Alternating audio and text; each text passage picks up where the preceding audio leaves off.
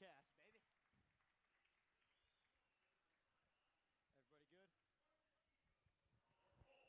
Everybody good? Good afternoon and welcome to Atlanta, Georgia. We are here on the campus of Grady High School for the Atlanta College Lacrosse Classic on Lacrosse Fire TV alongside Bruce Oswald and Connor Squires. I am Ned Case.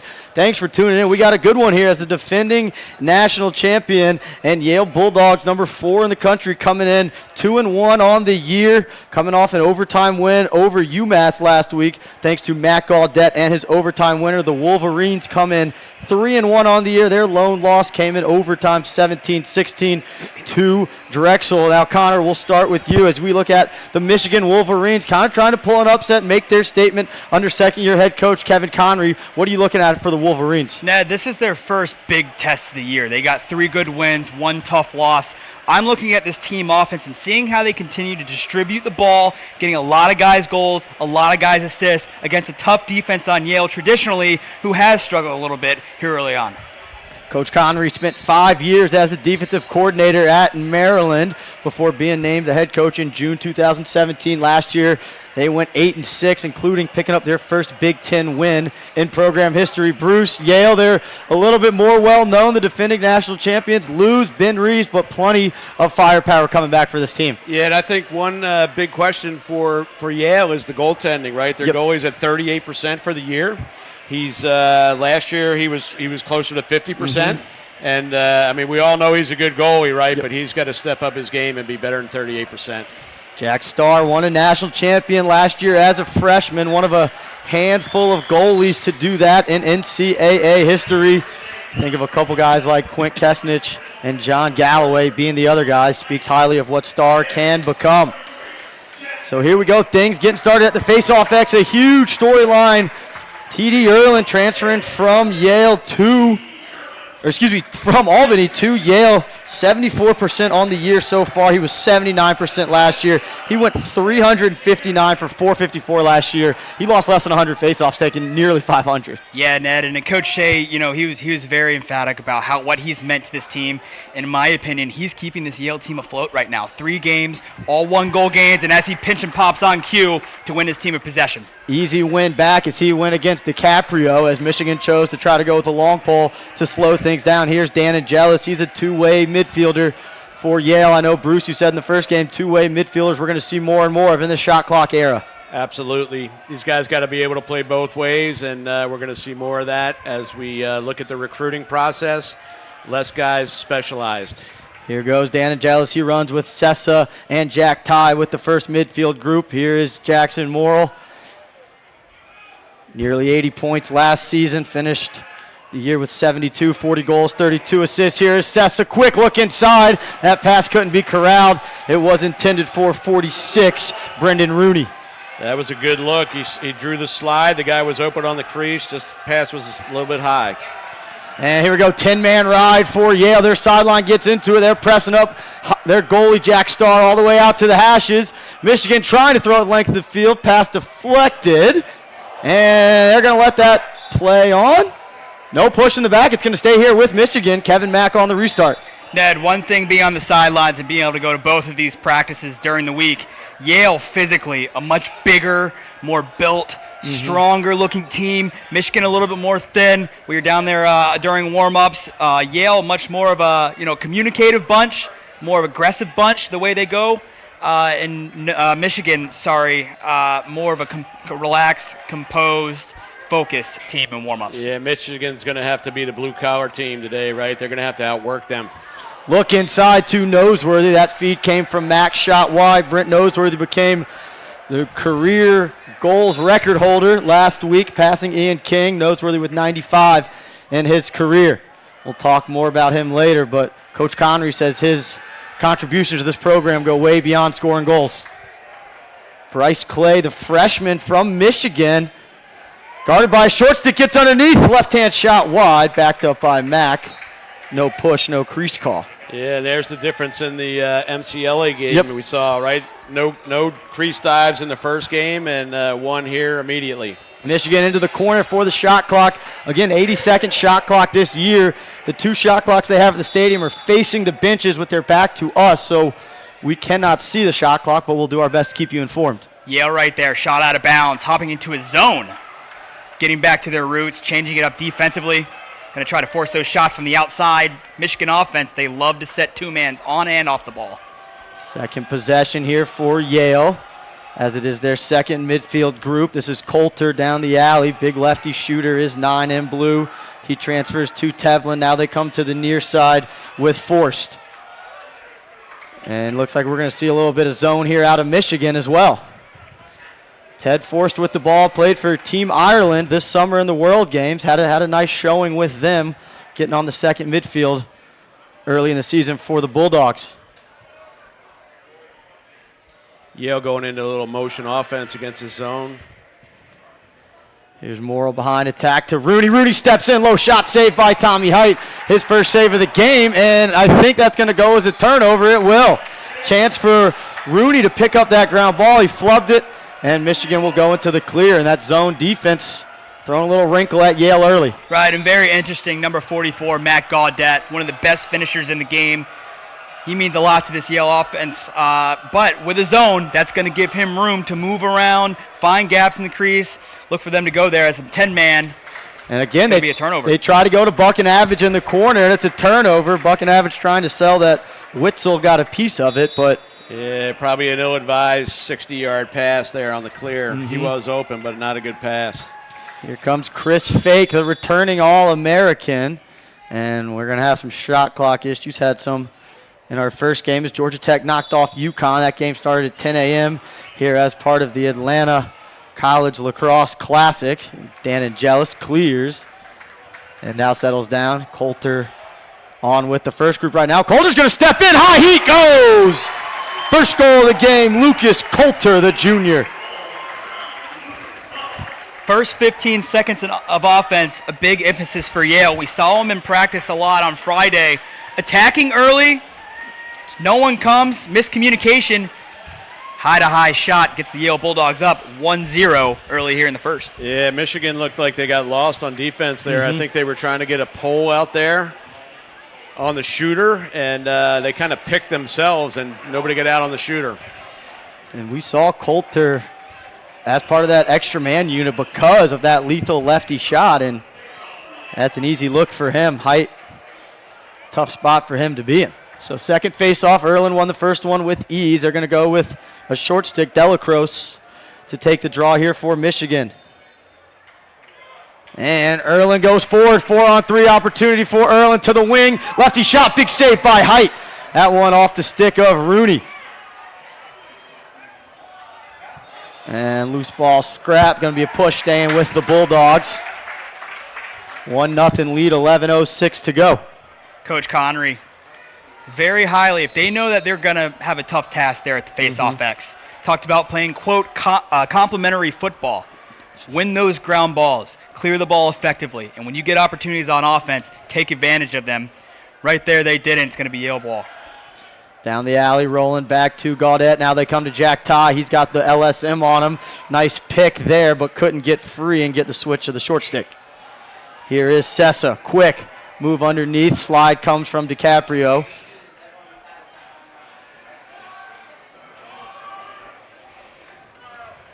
Jack Ty draws Austin Robinson. Ty had 3 goals in the national championship win last year over Duke.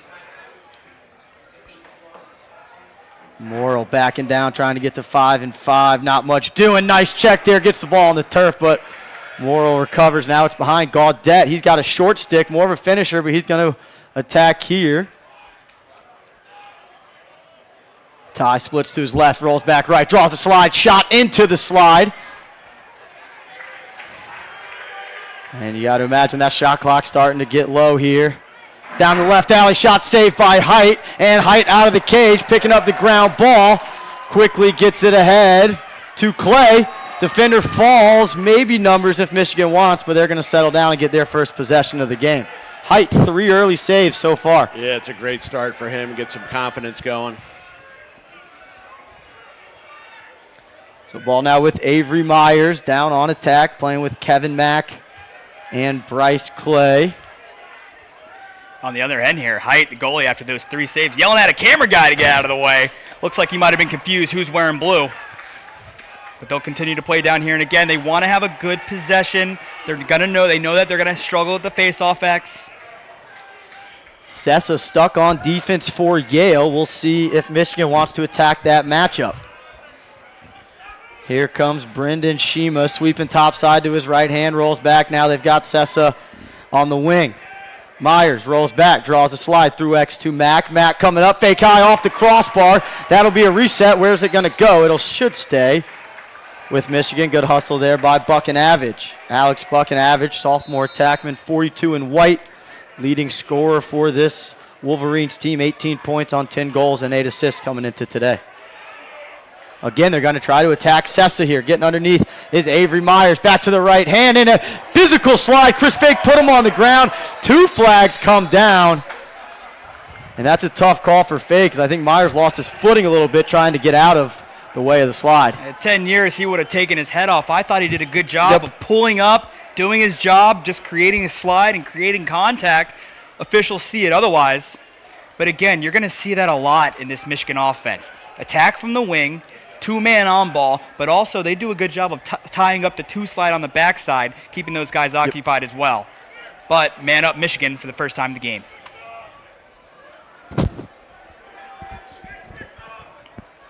You get the call on that? Looks like I got an illegal body check. Yep. So a minute for Fake in the box.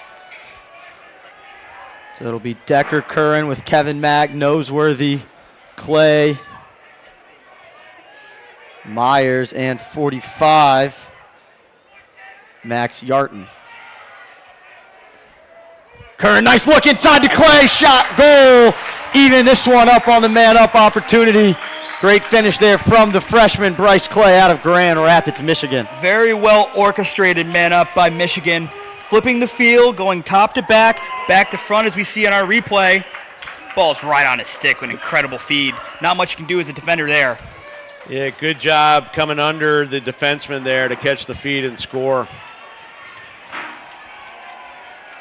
Make no bones about it, Ned. This Michigan team, they can score, and they got 5 to 6 guys that they returned from last year, returning a ton of points from the 2018 season. We talked about it earlier. We thought this was going to be a good game, but again, the best faceoff guy in the nation.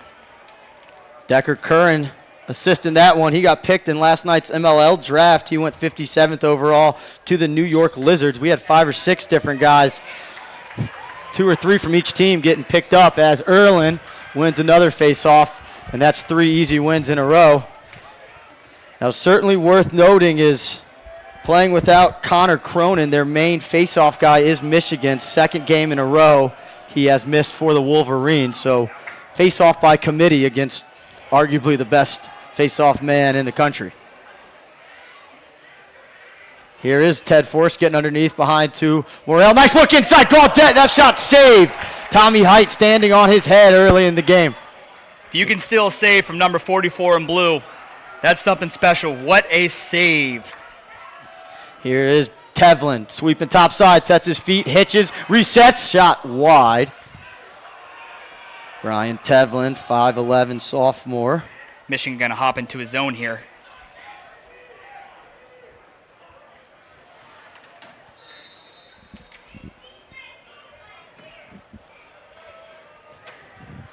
So a 1-4-1 look for Yale against this zone defense of Michigan.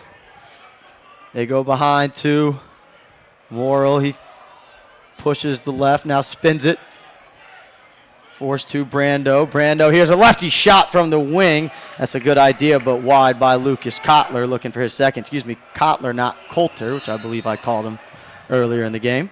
We brought it up earlier. Lots of emphasis on the zone, making sure they got number 44 on the inside, covered up. He floats to the outside to move the ball. Yeah, Yale's doing a good job getting that zone moving, getting free shots. Kotler defended there by DiCaprio. Opportunity to step in. Force does, shoots that one high. And they're getting some good looks, but either not on cage or Tommy Height's been up to the task. Shot clock's got to be right around 30. Again, shot clock facing the benches back to us, so we can't see it clearly. From the wing, stepping in, goal, high to high, heat Brian Tevlin off the feed by Jackson Morrill. Yale's patience is rewarded with a great step down shot by Morrill. Draw the slide, rotation, stand in the gap, and he'll hammer a shot to the top right corner. And right there you can see how much help they're showing to 44 in blue on Gaudet. And enough of a slough to get hands-free rip there out of Brian Tevlin. That's one of the challenges with the zone. You're leaving a feeder behind with nobody on him and just finds a guy. And these guys get 8-9 yards. They're going to rip it. This is a Yale offense that's missing Ben Reeves from last year, one of the best players in the nation due to graduation. They've also lost a couple guys from the defensive end, especially their transition middies. The team's still trying to find their way here in Atlanta, up 2-1. 6.5 to go in our opening frame here. Erlin tied up the most he's been so far. Decker Curran picks up a nice ground ball and gives Michigan a possession. And anytime Michigan can steal a face-off win, that's going to give them a chance to stay in this game and potentially pull off the upset. Talk about a guy in T.D. Erlin as well for Yale. He's won the majority of his face-offs this year, coming around 75%. But at the same time, 3 games, 1-goal game, overtime a couple times. Second midfield on for Michigan. 32, Steven Schneider with the ball now. Gives it over to Curran. The third in this group is 16, Jason Brown, junior out of Calvert Hall. Comes off the pick of Brown. Curran underneath, right hand, saved by Starr.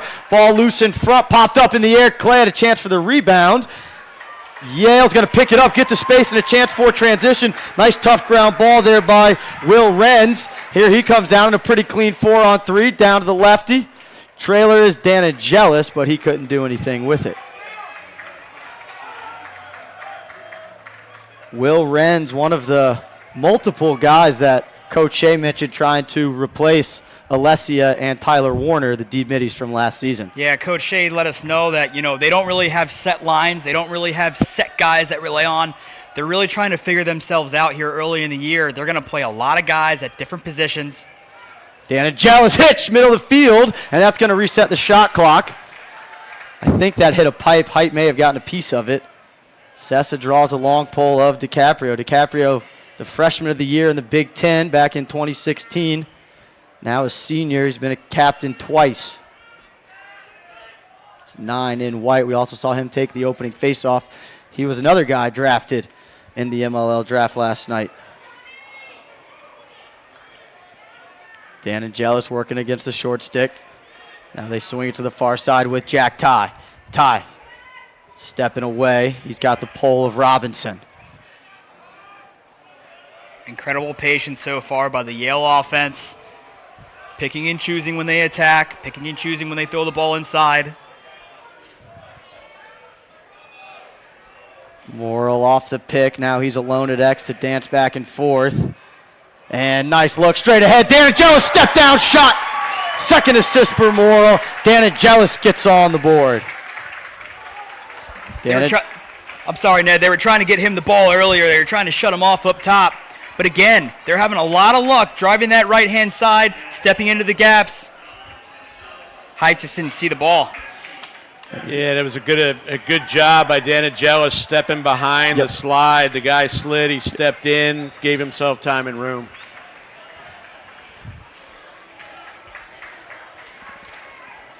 Fourth goal of the year for Danagelis. Erlin back at the X with Delacroce. Wings on the near side are Jackson Zog for Michigan and Tevlin for Yale, who had the second goal for the Bulldogs. 3-1 lead. Under 4 to go, and Delacroce chance for transition. He's going to step in, let it fly in. That shot was deflected. Still a shot. I think Yale won the race, and they did. Great hustle there, Brian Tevlin. Yeah, you never know what you're going to get out of some of those face-off sticks. Ball whipped straight into the ground. Incredible job by Yale running out the clock as they'll go to the other side. Chris Fake up to Ted Forst, who will leg it across the midfield to beat that 20 count. Again, 80-second shot clock, 20 to clear it across the midfield this year. They're going to go with the downs pick in transition. Force gave it for Morrill. Tevlin coming down in transition. Very patient not to let that shot fly. Roll back lefty. Shot bouncer goes. Second of the game for Lucas Kotler. And we saw Yale in practice on Friday, practicing their early offense, first 15 seconds, and we see it come to fruition there. Coach Shea is a guy that wants to allow his guys to play the game the way it should be. That's fast, that's with tempo, and that's with the Michigan defense unsettled. If they're going to continue to throw zone out like that, why not attack in the first 15 seconds? And Yale trying to get back on track here. 4-1. It looks like we're going to have a timeout, Michigan. Absolutely. Danger time for Coach Connery and the Wolverines. 3:46 to go in our opening quarter. Yale leads 4-1 here on Lacrosse Fire TV's coverage of the Atlanta College Lacrosse Classic. We'll be back right after this. How do you say?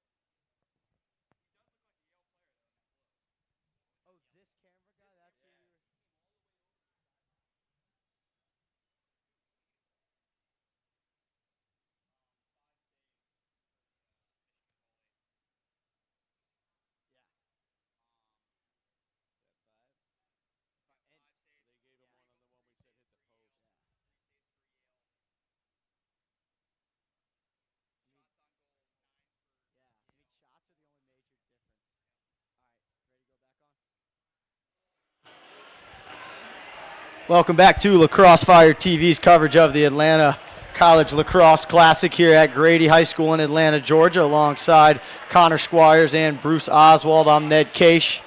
Thanks for tuning in. Game 2 as the Yellow Jackets of Georgia Tech took down UConn by 1 earlier today, 10 a.m. start. This one was a 1 p.m. start, and it's been all Yale in the early going, 4-1. But face-offs, well, I was going to say had gone to Michigan, the last two. This one to Yale, opportunity transition. Nice job eating the shot there by the defenseman of Yale. Looked like Michael Borda ate that shot. Give him some recognition for not flinching out of the way. The last 5 years, the face-off X, it's been such a big part of the game. It always has, but the emphasis has been put on it. T.D. Aaron going to the sideline, sticking his stick in a bucket of ice, trying to make sure he's got a stiff enough head to pop the ball out where he wants. But we've seen him. He's an offensive threat as well. And if he keeps winning it forward like that, it's going to be a long day for Michigan. The last time I saw a bunch of ice on the Yale sideline, Handsome Dan, the dog, was cooling down at the Final Four last year. Haven't seen Handsome Dan today. Not sure if he made the road trip.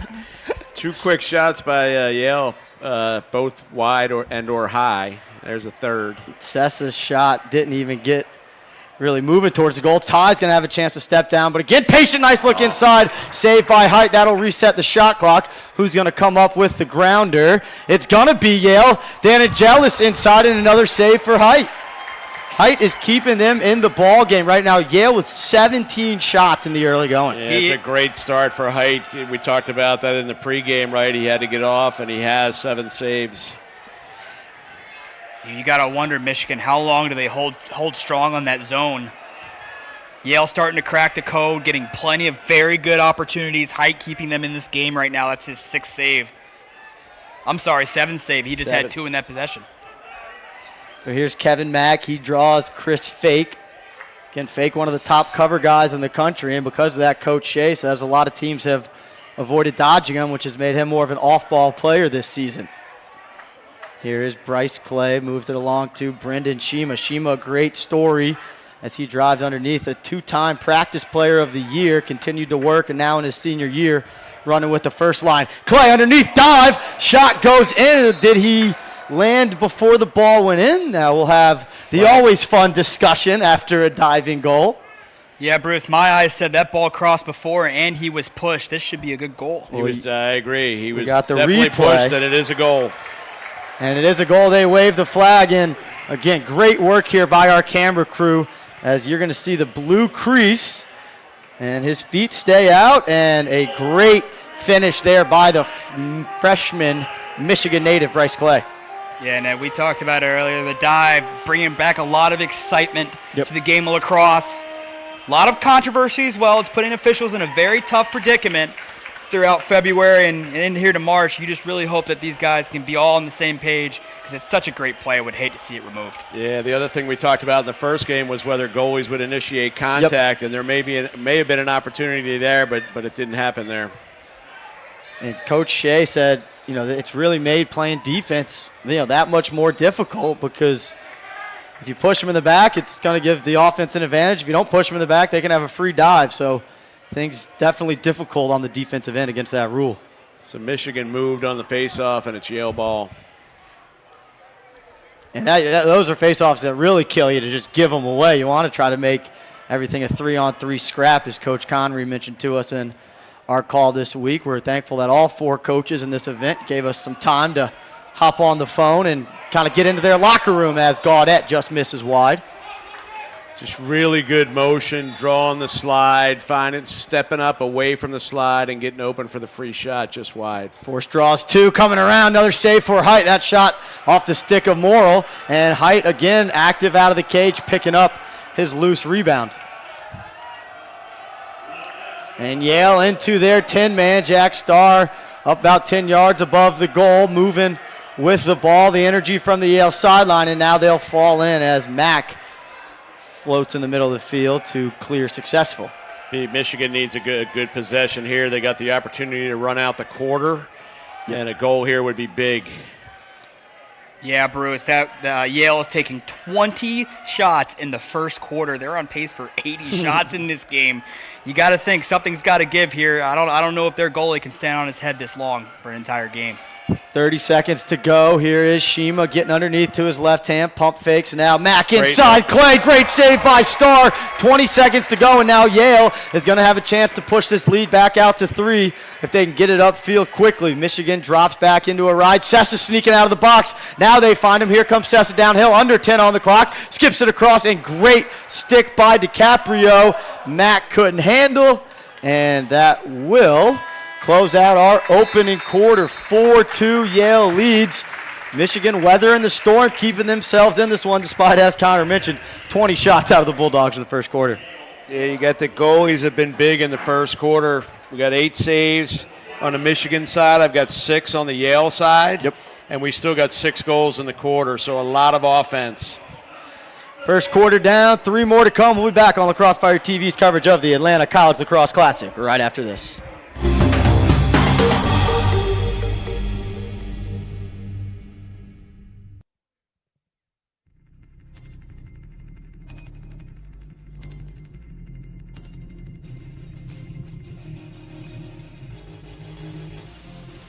Nice find inside behind the back. That was pretty. Nicky Solomon was his 3rd of the day. Out of the timeout as eyeball it. They're working on the attack. Here he comes. Gilliam comes in. Fires that goal! Back to that goal! Close Gilliam. Rosie wants to go early. He's got his left hand. Look inside. Middle shot goal. And the Raiders win in the 3rd overtime. And the Titans was cleared. Pull it up and put it into the box. Makes these people gonna go all the way. Attack right in front. Save their goal. You talked him up. There it is. I was going to say he's going to get another one before this is over.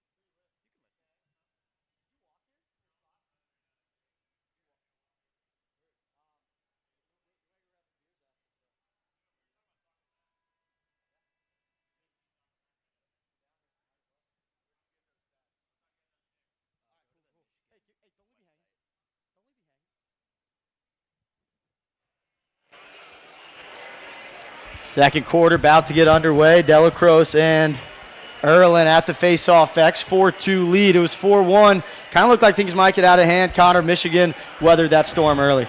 Yeah, they just need to get a couple more possessions on offense and really kind of balance it out. They've shown that they can score on that side of the field, but 20 shots for Yale in the first quarter. That zone defense that's getting picked apart, their goalie has helped kept them in this early, and we'll see how the second quarter plays out. We talked about the motion. Yale has had really good motion against that zone and keep finding holes. Yep. Great win there by Delacrosse, keeping these face-offs as even as they can. Delacrosse was 53% coming into the year. Here comes Bryce Clay trying to get underneath. Didn't go with the dive on that one. Had a diving goal earlier to make it 4-2. Here is Buckin Avage. He's been rather quiet so far. He's out there with Justin Gibbons. Gibbons getting downhill to his right hand, doesn't draw the slide, puts it through X. Clay to the far side. Here's Decker Curran, swims, keeps it in the right hand. What a move. Used the head and shoulder fake to keep the goalie high and buried it low. Great take by Curran coming down that left side alley. Elects to keep it in his right hand, as most Canadians do. Little head fake. Gets enough to get it past the keeper. And it's 3-4. Yeah, you don't see that head fake very often from 6-7 yards. It's usually more in tight, but that was a great head and shoulder fake and put it down low. So Curran now with a goal and an assist. In less than 16 minutes of play, and Michigan pulls two within one. And that's exactly how you wanted to start this quarter. Win a faceoff and get the first goal. And I apologize, Ned. Curran is actually not Canadian. He's from Greenwich, Connecticut. We got a lot of Greenwich guys here on this Connecticut roster. Slip past the New Haven staff. This is a big-time scrap here. Both guys trying to get position. And that was weird. Erlin stopped. No whistle came out as Delacrosse maybe a little hurt. And opportunity in transition. Tevlin, Morrill, Gaudet skips it back to Tevlin. And that one couldn't be handled. Excuse me, that wasn't Gaudet. That was 41 on the pass for Yale. Coach Shea looks to take a timeout when his man was in trouble over there on the sideline. So timeout by Yale. We'll stay here with you guys through the timeout.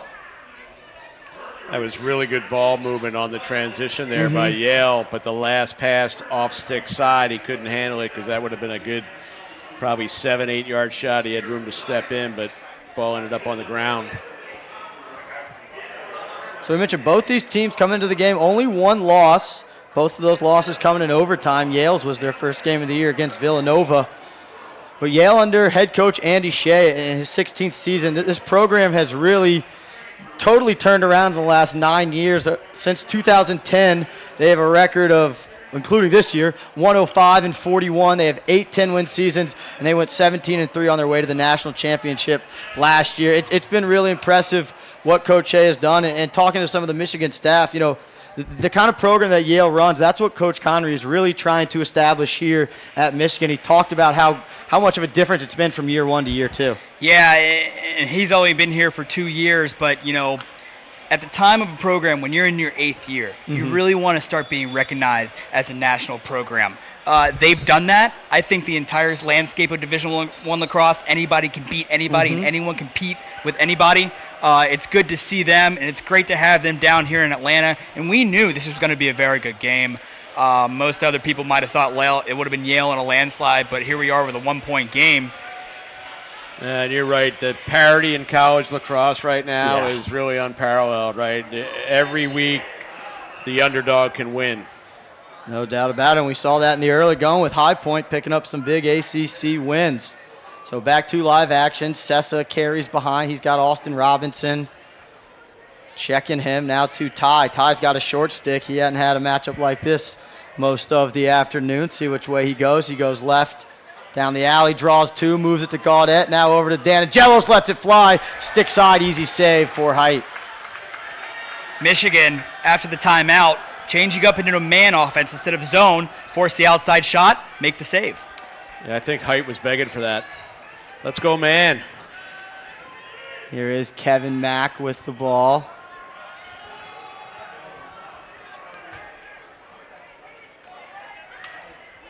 Mack's getting pressured by Fake all the way out towards the midfield line, and Noseworthy comes out of the box to give him some help. So now the offensive group on for the Wolverines as they'll get set. So here comes Bryce Clay out of the box. Or no, excuse me, that's Shima. Now he finds Bucking Average. Bucking Average has a short stick matchup. See if he tries to take advantage. The lefty draws two, throws back, shot, save.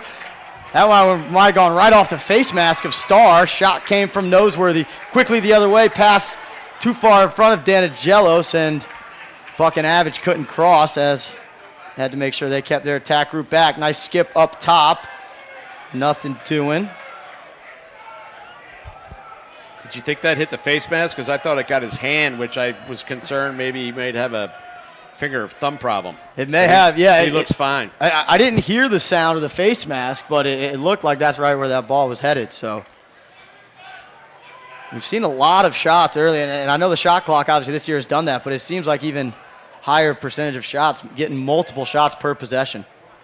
Ned developing scoring here. Matt Delacroix, number 41. Delacroix, face-off guy for Yale, getting his shoulder checked out on the sideline as Michigan fires a shot out of bounds. Oh, I'm sorry, Yale fires a shot out of bounds. He got a piece of that, I believe, which would be his 10th save. And would reset the shot clock. So here is forced. A little bit of miscommunication there by Michigan, but they figure it out. And here is Kotler. He had 2 goals in the first quarter. The lefty sniper. Skip it across. Rooney to Forrest. Hitches. Gets to the middle. He's at 10 yards. Lets it fly. And again, right to the stick of Tommy Heights. A couple times as if Yale forgot they're playing a lefty goalie.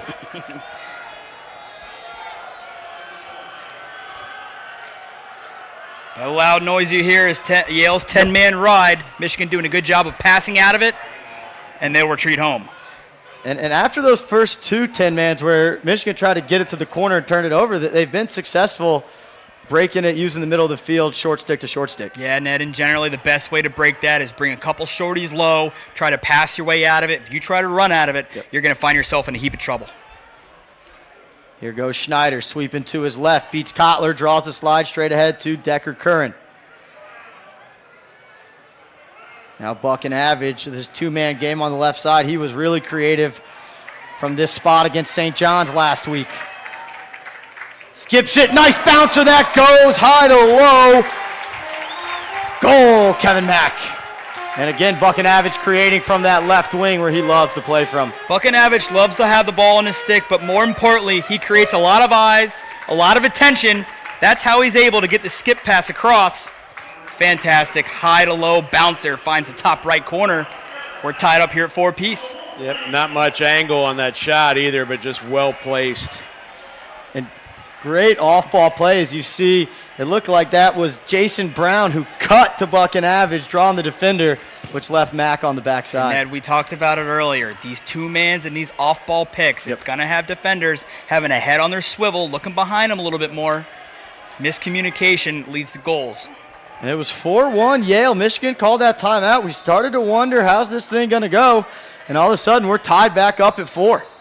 As another violation, we'll give the ball to Yale. So one more faceoff violation would be a 32nd man up for Yale. And still carrying the ball is Eschbach, Luke Eschbach, more of a defensive midfield type player. Here comes Jack Ty as finishing the substitution pattern is Yale. And we're going to see Sean Cutton in the game for the first time. Freshman out of Chaminade in New York. Look inside. Another save for Height. He is playing out of his mind right now as he thought a rebound for Gaudet would be automatic. But Height was up to the test. Second time he stood up Gaudet. Second time he had 2 saves back-to-back. And there's the 10-man doing what it's supposed to do, but breaking it with some strength is Yale momentarily, and then the turnover. That was Christian Ford trying to leg it out, 48 in white, but good collapse by Yale right around the midfield stripe. Just as I was about to say, Michigan's starting to figure out this 10-man a bit, weathering the storm. Just a slight errant pass. Tie ball game. You never know. This could be a deciding factor coming down the line. And you don't see teams go to the 10-man as often as Yale does. You know, you see a team like UNC will certainly run their 10-man a good amount, but Yale is not afraid to go to it at any point in the game, wherever the ball may be. Nice look across to Gaudet, but too high. Can Ty save it? He does. Great hustle, Jack Ty. And that 10-man, it's a culture thing. You know, it's not really an X's O's. It's a mentality. It's an attitude. And that's what Yale wants to do. Is another save. So that will reset the 80-second shot clock quickly off the end line. Tough shot and a tough save. Sorry about that, Ned. Got that save with like his elbow. Nice look inside. Gaudet couldn't handle that one off the feed from Sessa. And slow start so far for Mack Gaudet. But that's tough to keep him quiet for an entire game. There's Chris Fake jumping up, gets the ball on the ground. Loose. Mack has a chance at it. Comes up. Great ground ball play there by Yale. 42, Brian Ward. Quickly the other way. Opportunity 3-on-2. Ty pushes. And now finds Gaudet, who finishes. I told you it was going to be hard to keep 44 and blue quiet. And just a 3-on-2. It looked like they had almost run themselves out of the 3-on-2. But Ty on the throwback. Gaudet, that thing is barely even in his stick. Yeah, it's an incredible play. It's driving down the right alley, and you forget about one of the most dangerous guys on the inside. He'll just follow up on the play, catch, finish. It's going to be hard to keep that guy out of the equation. So Yale back in front, stopping the mini Michigan 3-0 run.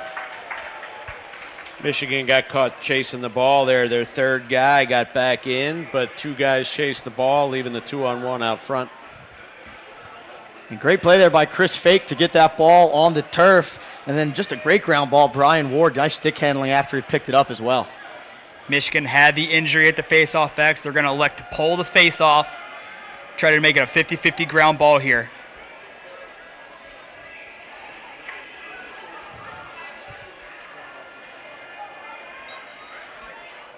So Delacroix, who you mentioned was getting attended to on the sideline, not out there to take the face-off. This time it was a long pole of Finn Goonan. An easy win for Ireland. It's down on attack. We see Kyle Zaldiski for this Yale team, 21. Dan Angelis working 5-and-5 rolls, defended there by the short stick of Peter Holland. Michigan really needs a stop here. They did a great job getting back in the game. They don't want to let Yale get on a run. Dan Angelis from the near side, sweeps top side, leans in, nothing doing. And great double there to the back of the head as Goonan gets the ball on the ground, and headed the other way is Holland. He loses the ball. Great play by Gaudet. That was great stick work on the ground ball by Gaudet, knocking it loose and picking it up in the same motion. And you love to see a guy who's known as a crease attackman and a finisher on the ride like that, doing all those little things. Yeah, Coach Shea said Gaudet's a tough guy. You wanted to see a little bit more out of him in the riding game. Incredible play by 44. Kotler hitches, nothing doing.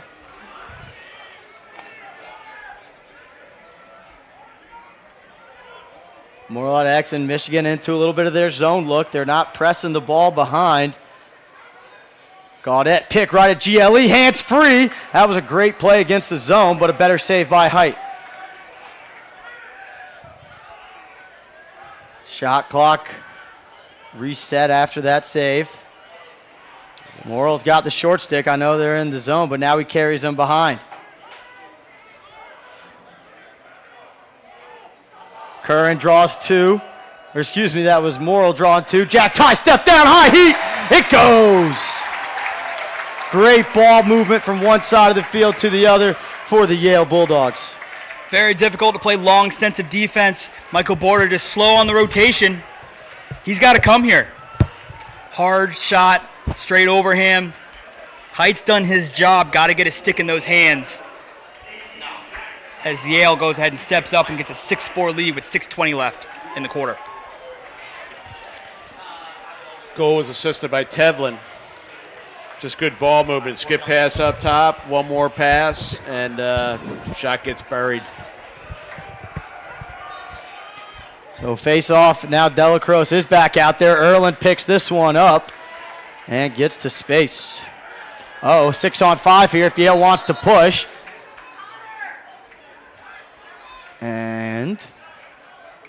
The officials stop play. It looks like they pointed towards the shot clock, but not sure what it was, so it took away from Yale 6-on-5. I can't imagine Coach Shea was too thrilled about that. And now they finish substitution pattern. So Sessa and Ty are joined out there by Sean Cutton, a guy we haven't seen a ton this year, but Coach Shea talked about needing his freshmen to step up. Yeah, the more possessions they have here, the more time they chew off the clock, they're going to need more legs. Shea's still trying to find his guys on the field. Take over from a lot of graduation. Sorry. Another save for Height, ground ball. Sessa picks it up, and he loses it. Great takeaway check, putting the ball on the ground. That should be a push with possession, and it does. So that play all started there by 35 in white, Michael Borda, who put the ball on the ground, which created the push after Michigan scooped it up.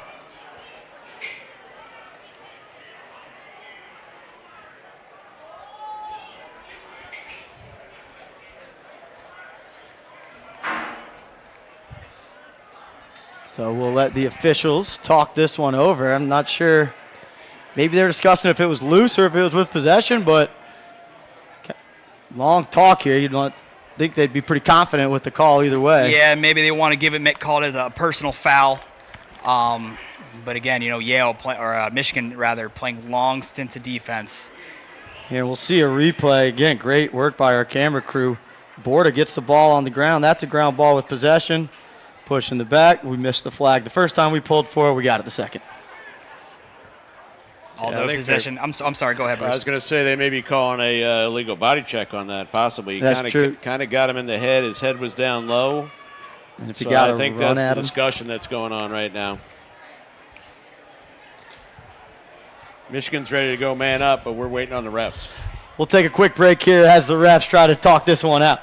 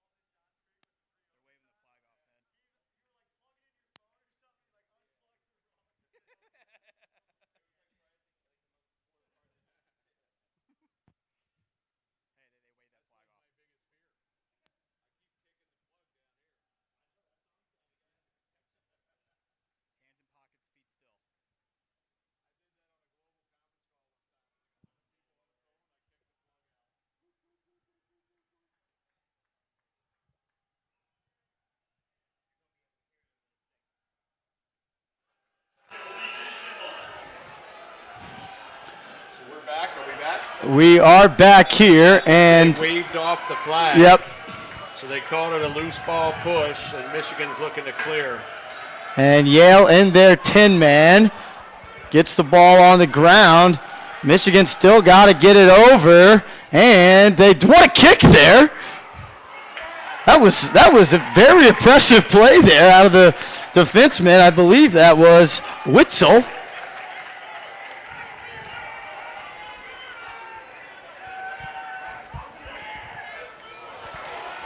Shot saved. Saved by Height.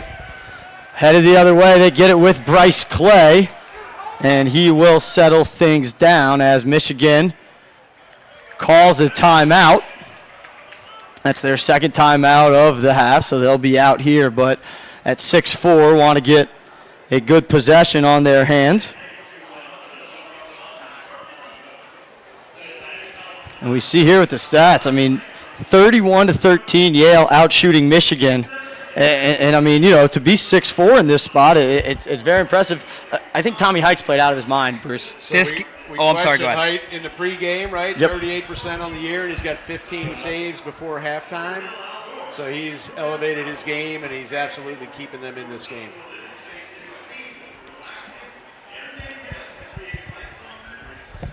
So here we are, 4:53 to go. Yale leads by 2, and we are joined now by Scott Ratliff of the PLL, the Archers, correct, Scott? That's right, Archers Lacrosse Club. So Scott down here, obviously from Atlanta, works down here with the Thunder LB3 program, who's put on this great event. Scott, I mean, how about this crowd in Atlanta coming out? I mean, we are truly down in the heart of Atlanta. We can see all the buildings from where we are. It's a great event for the city. Yeah, this is really cool. You know, we've had a lot of events in college and professional lacrosse come down here, but to kind of finally see a game in downtown Atlanta, yes, with this amazing skyline and obviously two really good teams, it's pretty exciting. No doubt about it. And obviously, your Loyola boys, I know that they took a tough one to Duke on Thursday, but they've been playing great so far. I mean, we were talking about the parity of college lacrosse this year, and we see it with Michigan competing with Yale. Yeah, it's incredible. I mean, obviously Loyola has a little bit of a slide, but has played with a lot of confidence, and we're excited about that team. I think their defense will continue to get better and better, but you see it all over. I mean, you see it here with Michigan and Yale, and Michigan hanging around despite, like you mentioned, that shot differential. And look at the SoCon. I mean, look at teams like High Point and teams like Richmond that are now competing in a top 10, type of way. It really speaks to how far lacrosse has come, I think, in the South. Talking about that Atlanta lacrosse connection, you got 3 Atlanta kids on that Loyola team, 2 that are playing, right, Devereaux and Higgins. So that's just great for the growth of lacrosse and the talent that comes out of the Southeast. That's right, and you've got an attackman and a D midi. So Bucking Avage, low to high, the lefty laser, that assist coming from one Avery Myers, and they kept Bucking Avage pretty quiet, but he's now got a goal and assist this quarter. Came into the game leading this team in offense with 18 points on the year, and what a blast right past Star's ear. Just good ball movement by Michigan, finding the open space, getting the 7 yards, hands free, upper corner. So, Scott, obviously a big story of this game is the face-off X. TD Erlin, you're a guy who's involved in just about every face-off any game you play in.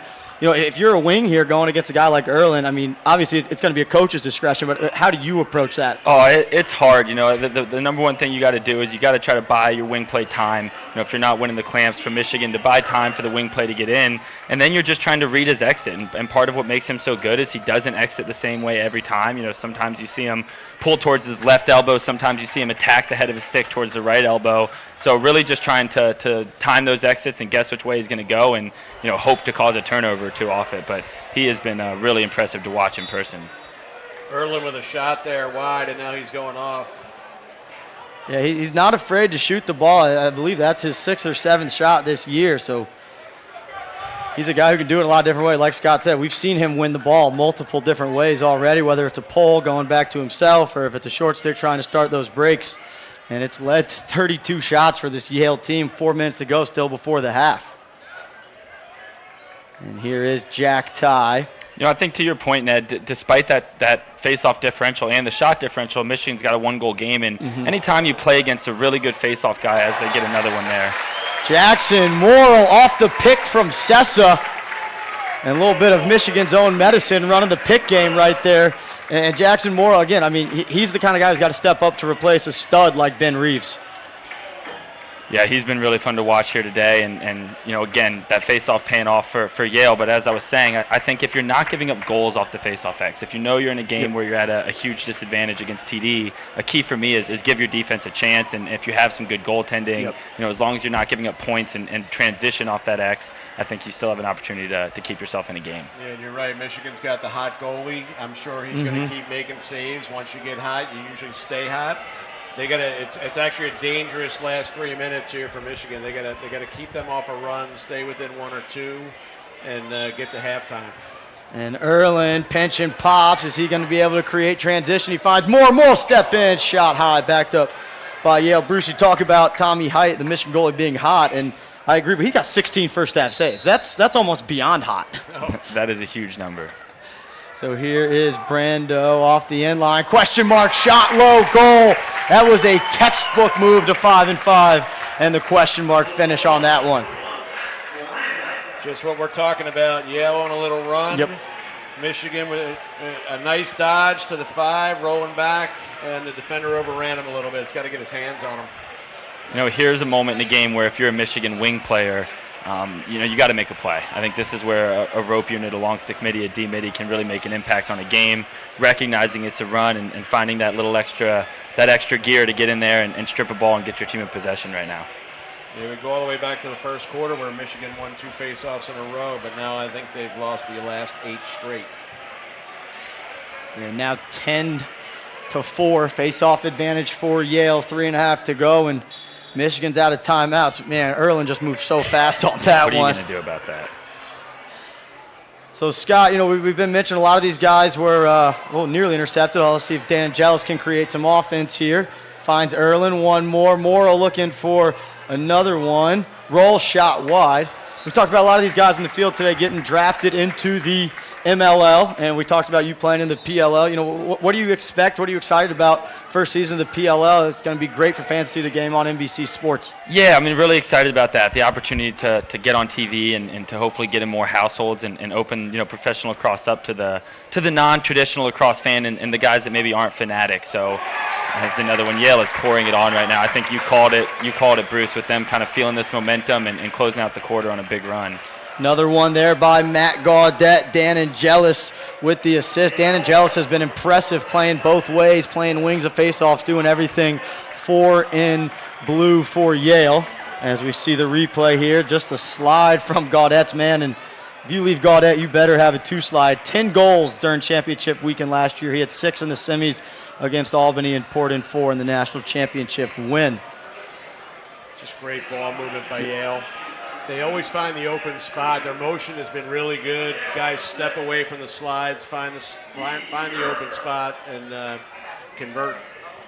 So back to the face-off X with Erlin. So 6 teams in the PLL this year. Rosters were set last week. The draft with 24 new guys will be coming in. Yeah, absolutely. I mean, it'll be great opportunity for college guys to step in and play at the highest level, and it's just been really cool to see what Paul and Mike and the guys over at the PLL have done to create a buzz. Lacrosse. I think you've seen even college lacrosse get put more on the national scale on major networks and more coverage. Mm-hmm. And I think a lot of that has to do with the buzz that the PLL created and getting a lot of national media attention. So it's going to be really fun to see some of these college players step in and compete at the highest level. And I'm really excited to get started June 1st. I think you're right with the creative buzz because the marketing campaign has been awesome, right?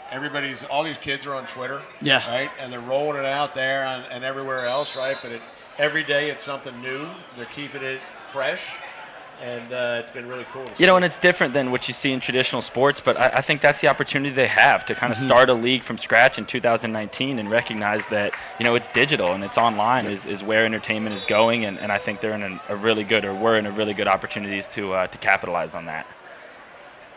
Yale back on offense, 2:15 to go before the halftime break. Michigan's got to get a stop. And there's a big save by Hyatt. That's a couple times they've shot right into the stick of the left-hander. That one off the stick of Kotler. And you hear the noise. As soon as Michigan gets in that 10-man ride, there is tons of energy. We talked about how loud their practice was when we got to go over there on Thursday. And a near turnover, but picked up Avery Myers for Michigan. And now they'll settle. Chance to pick up a goal and stay in this thing. To their credit, I have been impressed with Michigan's composure. They've clearly been prepared for the 10-man, and it's caused them problems, and it certainly eats up part of the shot clock. But they've done a pretty good job of not turning it over in those situations. Absolutely. And, Coach Connery coming over from Maryland, where he spent 5 years as the DC. I know Maryland was a rival of yours. Your dad played there, but you can see, he's bringing the right kind of play and right kind of culture here to this Michigan program. No doubt. I mean, you've definitely seen this program take a step up under Coach Connery, and really excited to have a big school with the kind of following. I mean, you look around here today, watching people walk in, the amount of Michigan hats and shirts and people that didn't necessarily look like lacrosse players that are here to support that school. Really meaningful if they can start to make an impact in college lacrosse. And nice check on the bottom hand. I think there is a flag, and we get a trip on that. Looked like he may have tripped over himself just a little bit, but the flag came out nonetheless. Under a minute to go. There we get the call. You stand up here. I don't know how you guys watch the game. Look at this beautiful city you're looking at. I mean, for those of you watching from elsewhere, I'll tell you guys what. I don't know why you don't live in Atlanta.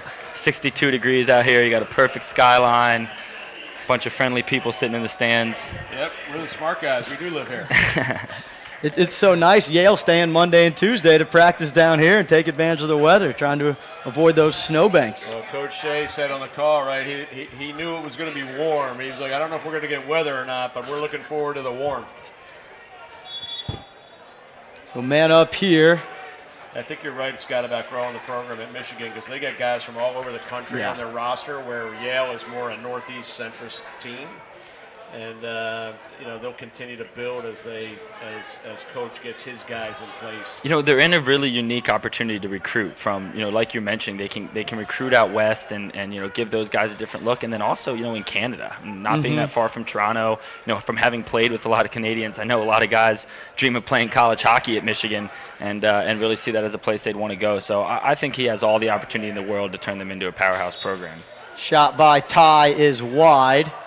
17 seconds in the half. Yeah, really good motion on that man up and a free shot just over the top. Yeah, there's about a 4-second difference. So I was going to say you may hold on to it, but with Erlin at the X, it's almost like you might as well keep firing away here. So we'll see what they do. We're under 10 now. Look inside to Gaudet. That pass was knocked down.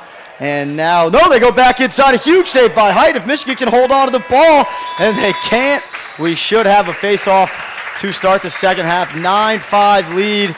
Yale looked like they were going to run away with it early. Michigan fought back, but then Yale exerted their dominance in the second quarter. Scott Ratliff, thanks for jumping on with us, and it's been a great show for your city. You do a great job of repping Atlanta and everything you do, and we're thankful you take a few minutes to jump on with us. No doubt. Thanks for having me on. Absolutely. We'll be back for second half here on Lacrosse Fire TV right after this.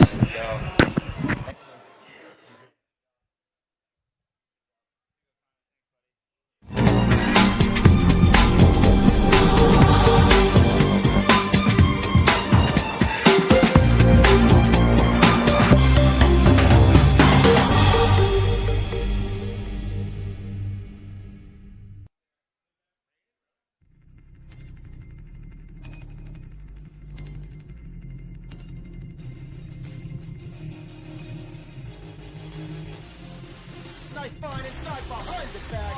That was pretty. Nicky Solomon with his third of the day. Out of the timeout as eyeball it. They're working on the attack. Here he comes. Get him. Comes in. Fire shot. Goal! Back to back goal. Coach kill him. Rosie wants to go early. He's got his left hand. Look inside. Middle shot. Goal. And the Raiders win in the third overtime. And the Titans was cleared. Pull it up and put it into the box. Makes these people gonna go all the way. Attack right in front. Save their goal. You talked him up. There it is. I was going to say he's going to get another one before this is over.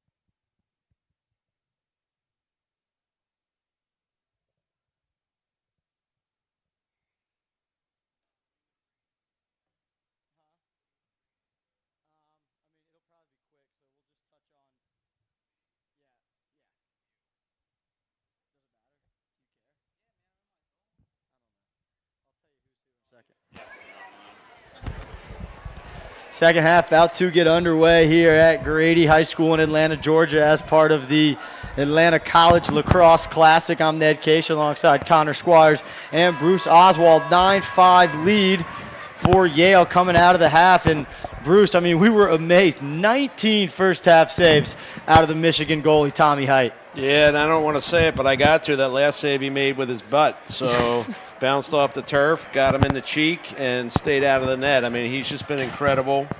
But, you know, Yale did get that run. We were saying that Michigan couldn't let happen, and that happened in the last 4 minutes of the second quarter. And, Connor, you said early in the game, you know, Yale's on pace for 80 shots, and I thought you were kind of crazy for saying that, but 41 shots through a half. They are on pace for 80 shots this game. 41 shots compared to Michigan's 14.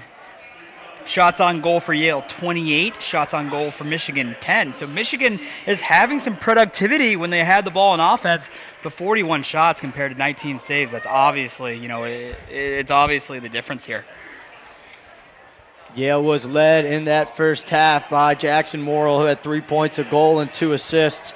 A pair of goals for Coulter and a pair of goals for Gaudet, who got 2 of them late. And now we're back at the faceoff X. Michigan still in the box for another 6 seconds, but Erlin will pick it up, and Michigan's penalty will be released, but still a momentary 6-on-5. They can take advantage. Tevlin had the ball inside.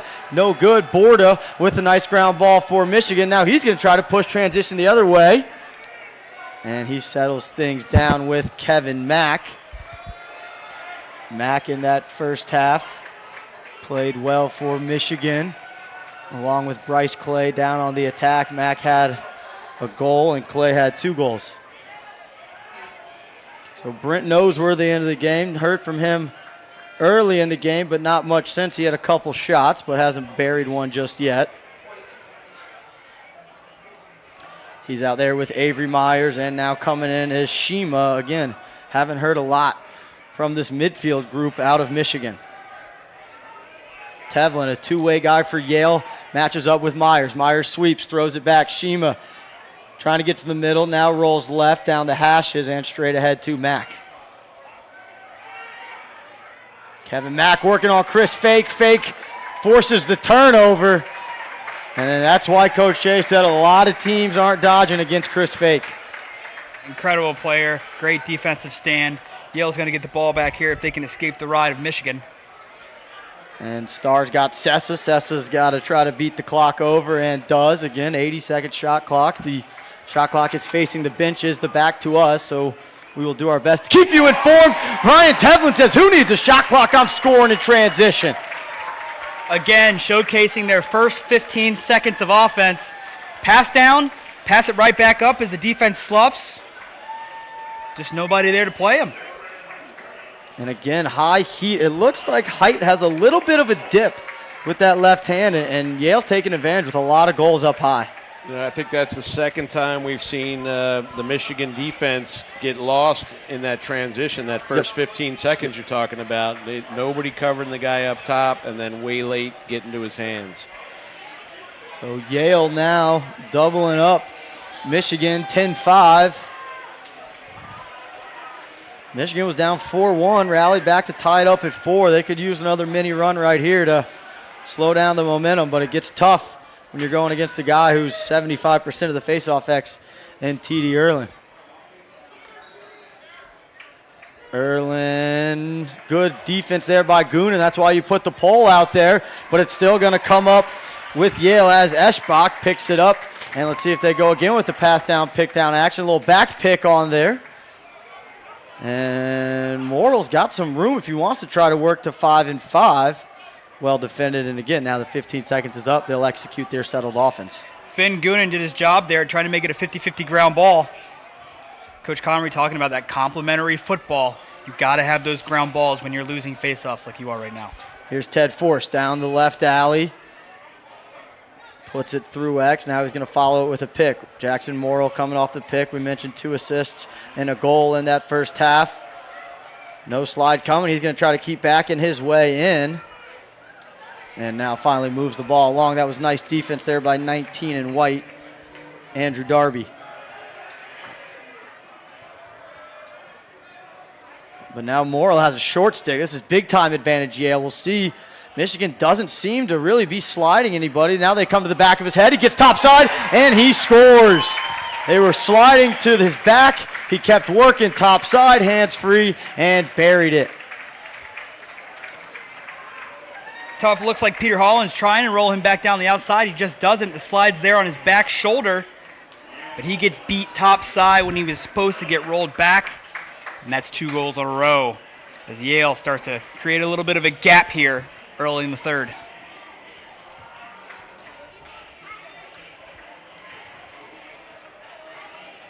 And this is a game, again, talking to Coach Shea, the way he was talking, he really felt like his team hadn't played their best game really by any means yet so far. And, you go to practice, you see the intensity of it, and, it's starting to show here. And Michigan doesn't put a few on the board. This one could start to get ugly. We'll see. Tommy Height trying to keep them in the game, but now he has faced nearly 45 shots.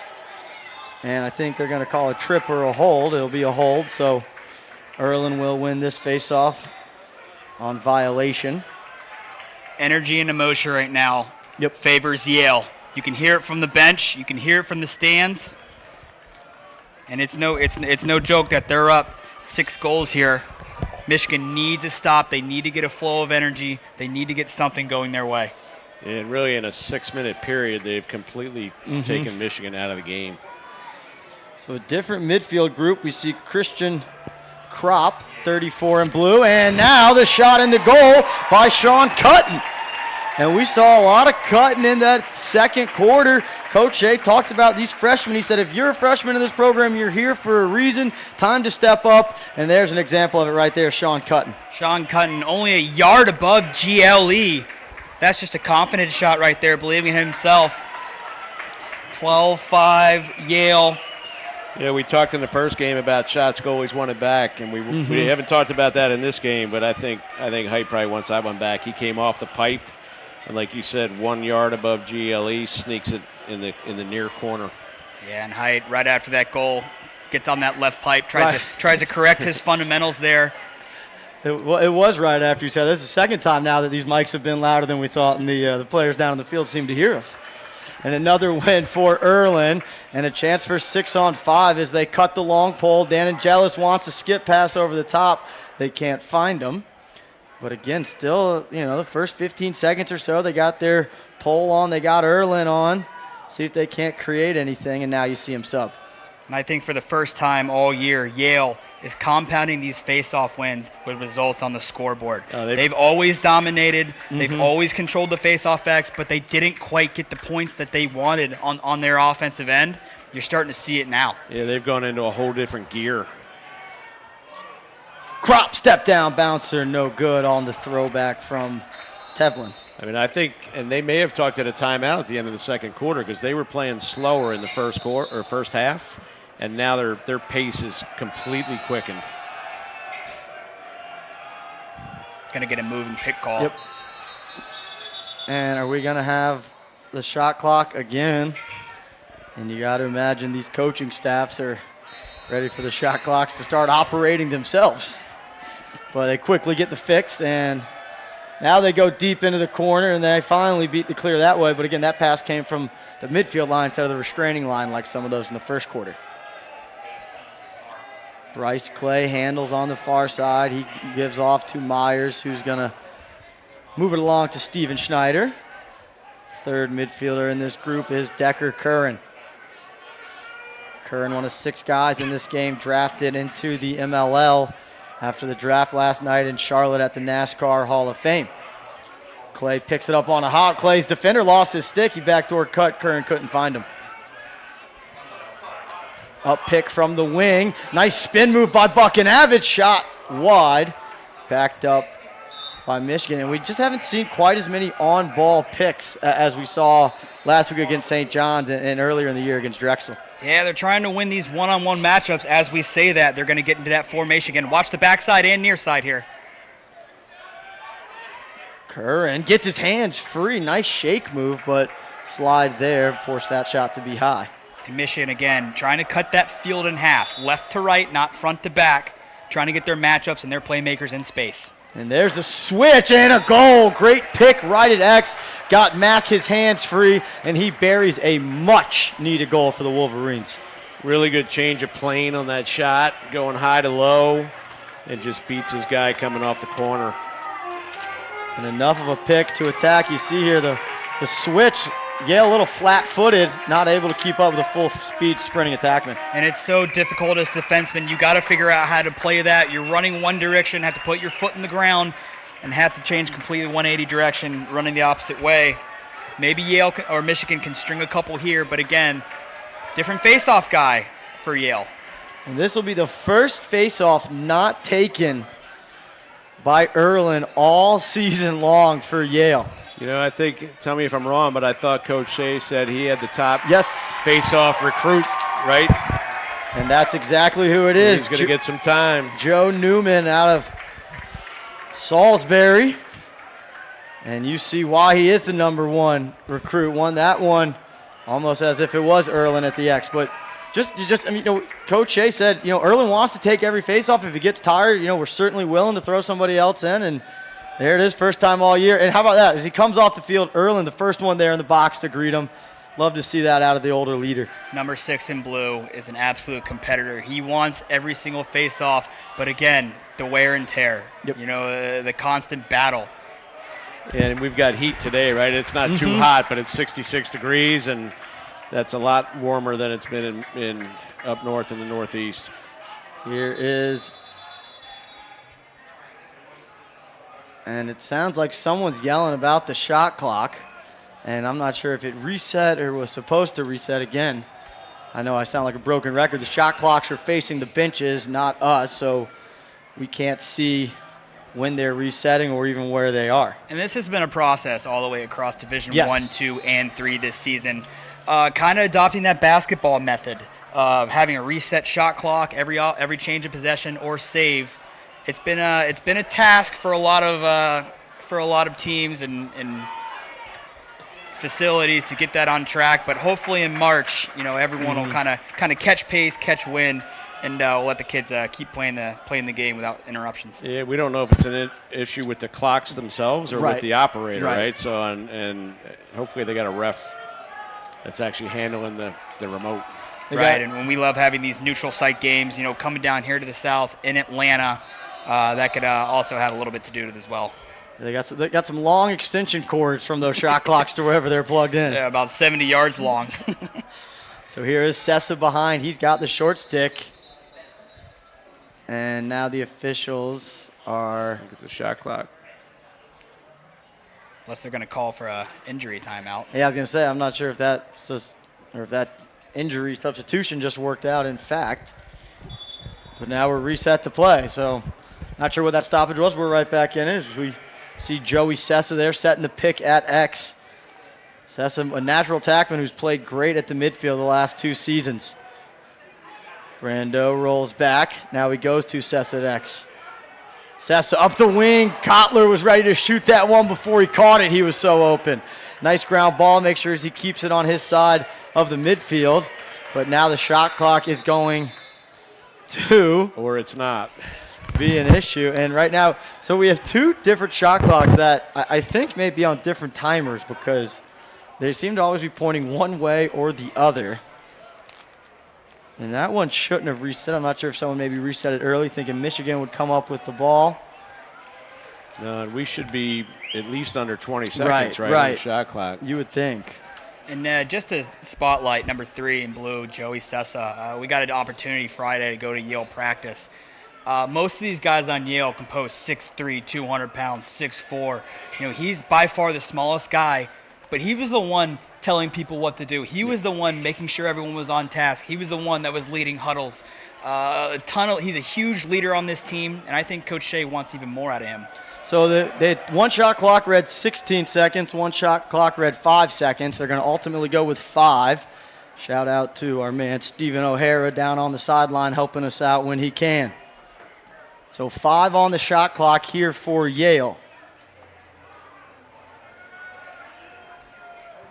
And I guess they'll allow them to substitute. And you see Yale's already got their LSM out on the field. They get Dan Angelis, who's a defensive midfielder, see if he takes a shot or just puts it in the corner. He puts it in the corner, and Michigan will clear. And just like that, 5 seconds left, roll it to the corner and set up in your 10-man. Yep. Yeah, that delay really helped Yale in that sense to get their guys on the field. And now they are in their 10-man. Michigan's been much cleaner breaking this 10-man. Essentially the same Yes, thing, though, yes. Ned, if you want to Press. use the basketball correlation. It is a press. It's very difficult, and if you want to try to run it out, you're only going to run yourself into trouble. That's why passing it out usually works. That's why you've seen these long passes to the attackman. But Yale, like I said, it's your identity if you're going to be a 10-man team. This isn't something you can just flash like a simple backside pick play on offense. It's a full 10-man correlation. Everyone has to be on the same page, or otherwise it just won't work and you'll get burned. And it seems like Yale a lot of times has an 11th man with the energy their sideline brings during the 10-man. Here's Decker Curran, tried to jam that one on the skip pass. Good sticks by Yale, got it on the turf. And a dangerous overpass, but corralled. And now rolling away from pressure is Bryce Demuth. Missed opportunity for Michigan. I thought he should have shot that, and he tried to force it into a guy that was double covered. Yeah, tight spacing on that pass. So here is Force trying to leg it over, and does. That one was close to the 20-second timer. Force downhill, nice C-cut inside, finished by Matt Brando. And just like that, a turnover or a bad shot leads to goals on the other side of the field. First 15-second offense. Just a simple incredible little handle C-cut on the inside. As Yale brings it to 13, Michigan 6. And that's the second time we've seen a Yale offensive player go right behind their defenseman's head. We saw the step down for Dan Angelis earlier. Yeah, DiCaprio got caught ball watching there. This guy stepped in behind him, went underneath right to the crease. And now we got Brian Wallace getting himself some face time, making sure everything is working correctly with these shot clocks. Was it B-Wall's fault? We'll have to make note of that. I got a feeling he may have someone else in mind for that. So we will get a quick timeout as we make sure everything is all set with these shot clocks. We'll be back on Lacrosse Fire TV's coverage of the Atlanta College Lacrosse Classic.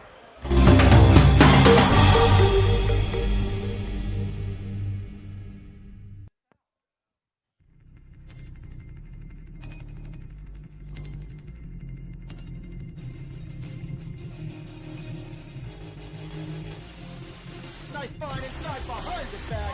That was pretty. Nicky Solomon was his third of the day. Out of the timeout in the top ball game. They're working on the attack. Here he comes. Gilliam comes in. Fires that goal! Back-to-back goal! First kill him. Rosie wants to go early. He's got his left hand. Look inside. Mills shot goal.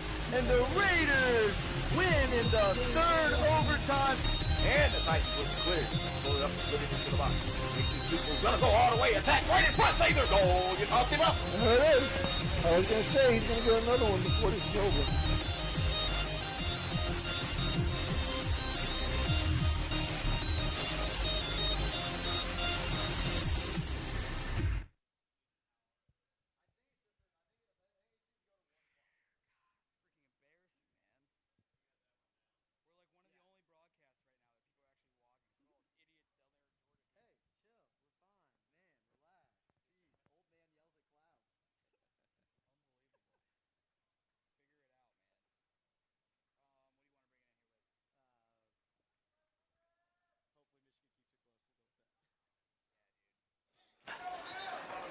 All right, so out of the timeout, it looks like we have the shot clock. I think the biggest issue was we had two shot clocks, and then sometimes they were reading different. So it looks like we've got one shot clock right at the midfield line. Hopefully clean everything up moving forward. 13-6 lead for the number 4 team in the country, the Yale Bulldogs over the Michigan Wolverines. And back at the faceoff X again is going to be number 24, Joe Newman. So not sure if that really means too much. It is his second draw of the year. It's only the second draw that Erlin hasn't taken. But Newman did just fine on his first one. I'm Ned Case alongside Connor Squires and Bruce Oswald. Thanks for tuning in here at Grady High School in Atlanta, Georgia. And Newman again with the easy win, but Finn Goonan there with the pole is going to try to put pressure on him. It looks like Yale's going to rest TD. Yeah. Hopefully he didn't get nicked up or anything, but with this lead, they can get their freshman some experience and give him a rest. Morrill, there's a save by Height. That's That his is- first of the quarter. First of the second half. He had, again, 19 first half saves. Really kept Michigan in this game. He's been peppered 47 shots now for this Yale team. And yeah, to your point, every game so far that Yale has played has been a one-goal game, so they've really needed every face-off for Erlin. But now, as Bruce mentioned, with this lead, you can give some other guys a look and give Erlin a bit of a breather. Right, and for Newman to get in there, this is some great experience. And he was the #1 face-off recruit in the nation coming in. You know, the way he's handled it very well, knowing that after the fact he committed that TD was coming in, right. I think it speaks a lot to what this Yale team is. It's a team effort. Everyone's on the same page, from the guy scoring all the goals to the last guy on the bench. They're tuned in here. Great save by Height. It was a beautiful one-more pass by Force down to Gaudet, and it's the second or third time Height's made a kick save on Gaudet. And again, 10-man here for Yale. They're pressing up. Another overpass. This clock's got to be getting close to that 20 counter, and there it is. So the 10-man forces a turnover, trying to get the quick restart. Yale does. Tevlin up ahead. And good job of Michigan hustling back onto defense. But still a chance to step in. Easy save for Height. That was his easiest save of this half. But another example where they left the guy open, wide open up top. Just shot stick side, not good placement. Pass up ahead, brought in by MJ Medilio. It'll be interesting to see what Michigan does.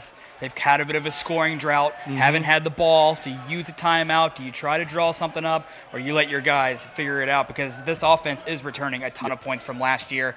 But they are very wide out as far as, they have a lot of guys that score. Who's going to be the guy that steps up? Here is Brendan Shima with his left hand. Look inside. Brent Noseworthy handles. Does a great job getting to space. Draws two. Skip pass across. Buckinavage didn't see it. And now he'll throw it back. Noseworthy catch shot high. Backed up by Michigan. Great job by Yale on the double team there, but good ball movement by Michigan. Mack had the last goal for Michigan. He works to 5-5. What a bouncer! The three-quarter bounced that one about 7 yards before the goal, and it tucked up under that crossbar, had Jake Starr all kinds of handcuffed. And again, the pick at X gets Mack the shot. Yeah, Mack is a bit of an unorthodox shot. The ball might have flown out of his stick a little bit, but that underhand bouncer, goalie drops to his knees, brings it back up top. A little bit of life out of this Michigan offense. Yeah, you talked about guys stepping up. He's got 3 of the last 4 goals, so maybe he's the guy. Back to the X, still Newman for Yale. The long pole, Goonan for Michigan. And now it's a scrap, but it's going to be a push in the back. And it's going to go to Yale. They get it to Dan Angelis. Dan Angelis been logging a lot of minutes, playing offense, playing defense, playing wings. And he'll stay on to play with his first line mates of Joey Sessa and Jack Ty. Sessa been a bit quiet, not lighting up the scoreboard too much. Look inside shot. That shot was deflected before it could get to the goal. Looked like Borda got his stick on it. That shot came from Zaldowski. And Michigan quickly gets themselves cleared.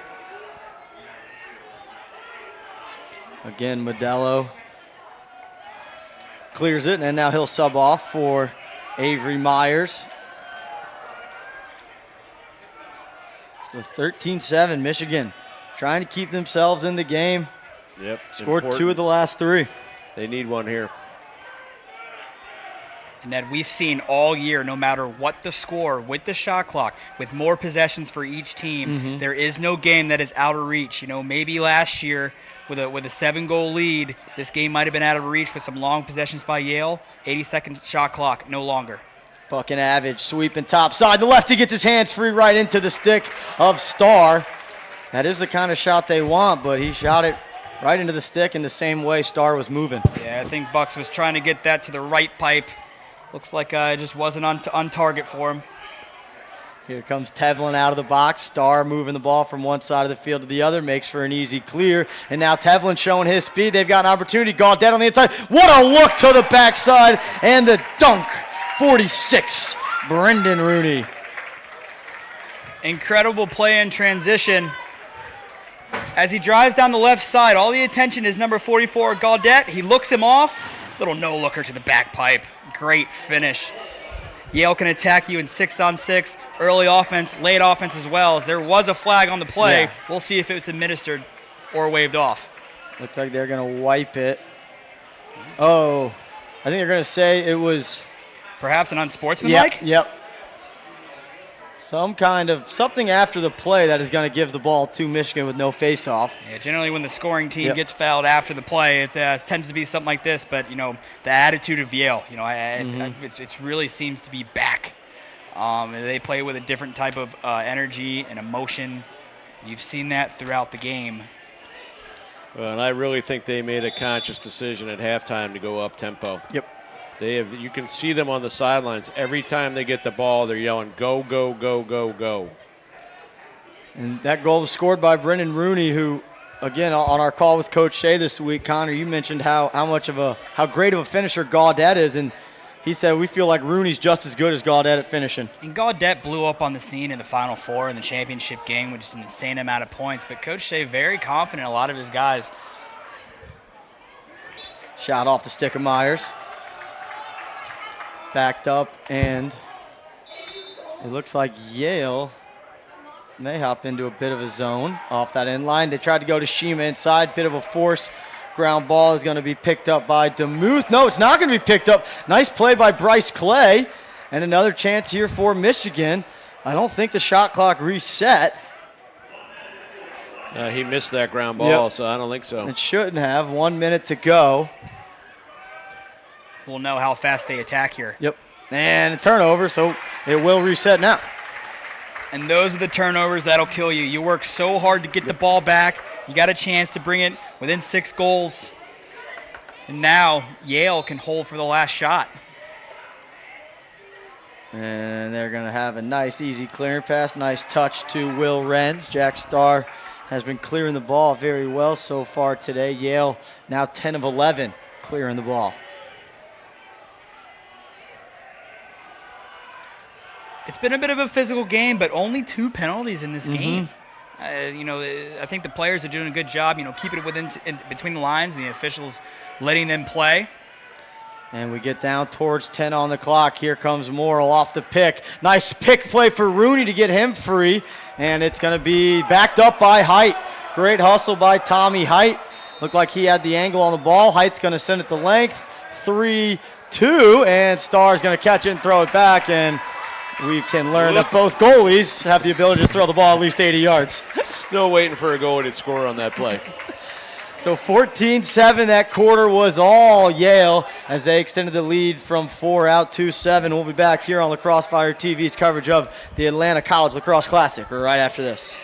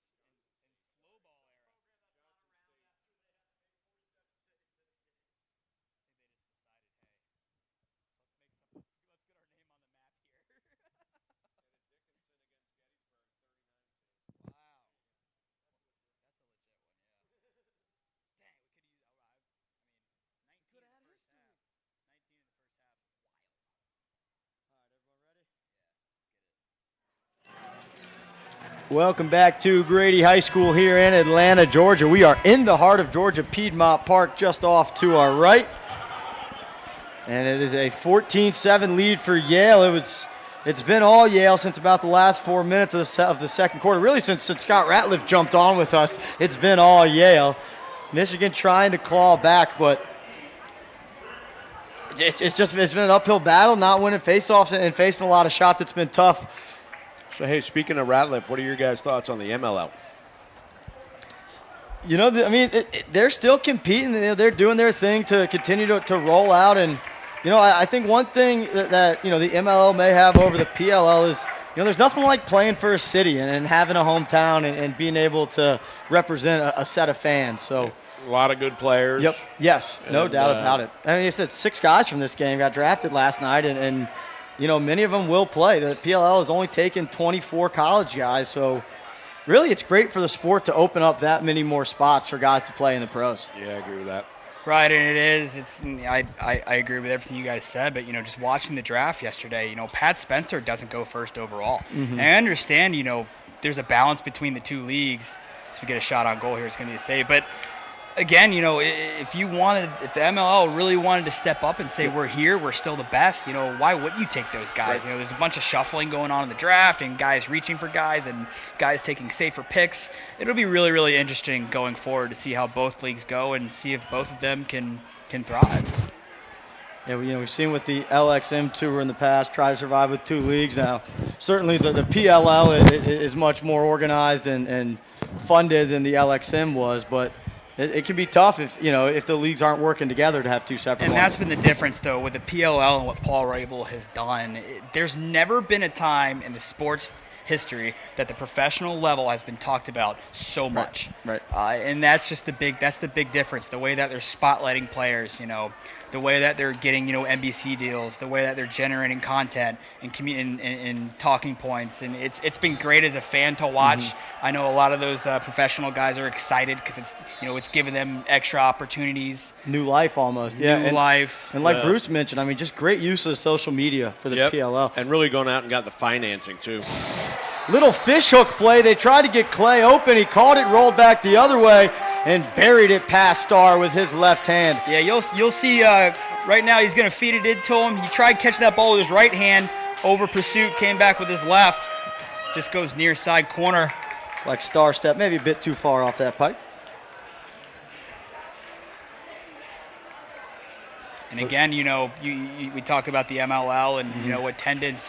Look down here right now. This place, you may not be able to see it on the broadcast, but it is end-to-end, top to bottom, packed in here in Atlanta. And the Blaze are out here, you know, making sure they're seen in the community, getting these fans excited for the season coming up for the Blaze. Both seasons will start a little bit later this year to both stay out of conflict with the indoor league and with the college season, which really is just a fantastic thing for the sport. Yeah, they had to make that move, and that helps everybody, including the fan. Throwback to Gaudet, he couldn't handle.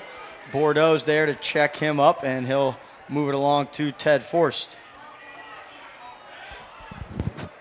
So first midfield grouping, well, a mix of the first midfield grouping here for, this is the second group, Kotler, Forst, and Tevlin. Sessa, Ty, and Dan Angelis make up the first group. Hitch by Tevlin, nothing doing, he goes to Kotler. Kotler had 2 early goals, has been quiet since. Here's Forst, got the short stick isolated behind. Good defense there. Forst still leaning in. And that ball is likely going to go for an over and back. And it does. Mack there to pick it up, looking for a quick restart. And he got the restart. Now he's running on Chris Fake. Fake has had Mack matched up pretty well. I think both of Mack's goals in this second half have come off picks from behind the goal. Right now, I think, you know, as Yale tries to find their way on offense and defense, right now Yale has 9 different goal scorers for 14 total goals. That's spreading it out. That's sharing the wealth. And if you only have 2 guys going to the rack and putting up points, that can be changed. That can be defended. You can game plan for that. I've just noticed that, you know, going through, you know, as we end this fourth quarter, that's been a little bit of the tier to Yale's success. And another great pick at X. Tried to force it into Clay. That one turned over. Chris Fake physically running through that pick at X, but still couldn't keep up with Mack. I think that's a really good point you just made because on the opposite side, Michigan's only got 4 goal scorers. So, which generally would be I was going to say be pretty honest and pretty spread out, but Tevlin with the blast. Sessa gave him the assist right past Heights here, and now it's 15-8 for the Bulldogs. And just taking advantage again. We've been talking about this early offense all day today. A momentary 6-on-5. And part of that is because a guy like Tevlin is a two-way midfielder. And guys like Dan and Jealous, two-way midfielders. So it allows Yale to get into their offense so much faster. And if you don't have to run guys on and off, you're saving possession time. You're allowed to attack when Michigan may want to try to get their offensive middies off the field. Another great goal in transition. 15-8 with 11 minutes left. Noseworthy taking his first draw at the X, but Yale will pick it up. And, you know, we touched on Noseworthy earlier. He broke Ian King's record for most goals in a career in program history. And you know, really interesting in talking with Coach Connery when I brought that up. You know, he said any program, that's obviously a great honor. But he said, you know, Noseworthy has been his quote was cultural dream for this program. He's been an awesome leader. That's where his legacy is going to be as a leader, as a student, and what he's done in the community. And you just really love to see a guy like that who's great on the field, you know, does all those other little small things that you need for a program and for a community. With a younger program and a new program, you have to have guys like that, or the ship will sink, basically. I thought that was very important that he wanted to reach out and give him that notoriety that he well deserves. And he's get the reward of being on the Twarton watch list. Yes. And he's picked in the draft last night. He's got points in 32 straight games, I believe. Yep. When you've seen his talents being showcased today, there's no doubt about that. Shot wide. Left hand for Ty there, backed up by Brando.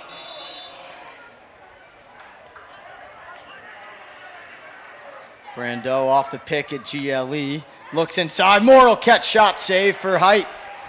That one right to the stick of Height and a funky outlet pass there. Height now up over 20 saves. I got him at 24.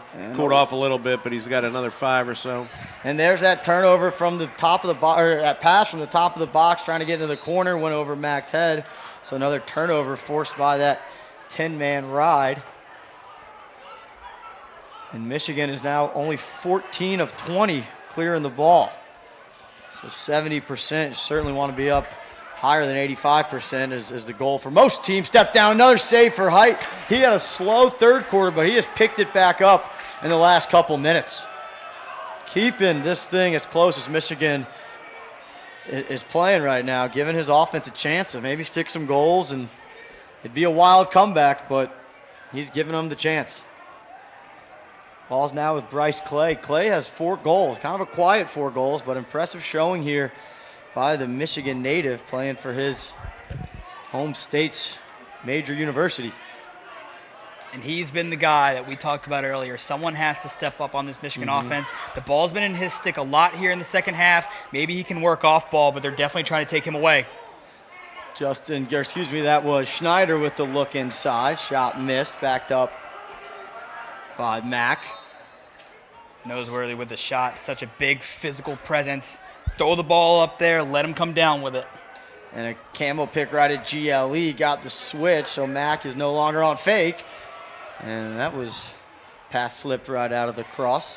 And Ned, as the tempo starts to slow a little bit, you wonder if this humidity down here, down south, is starting to settle in for both teams.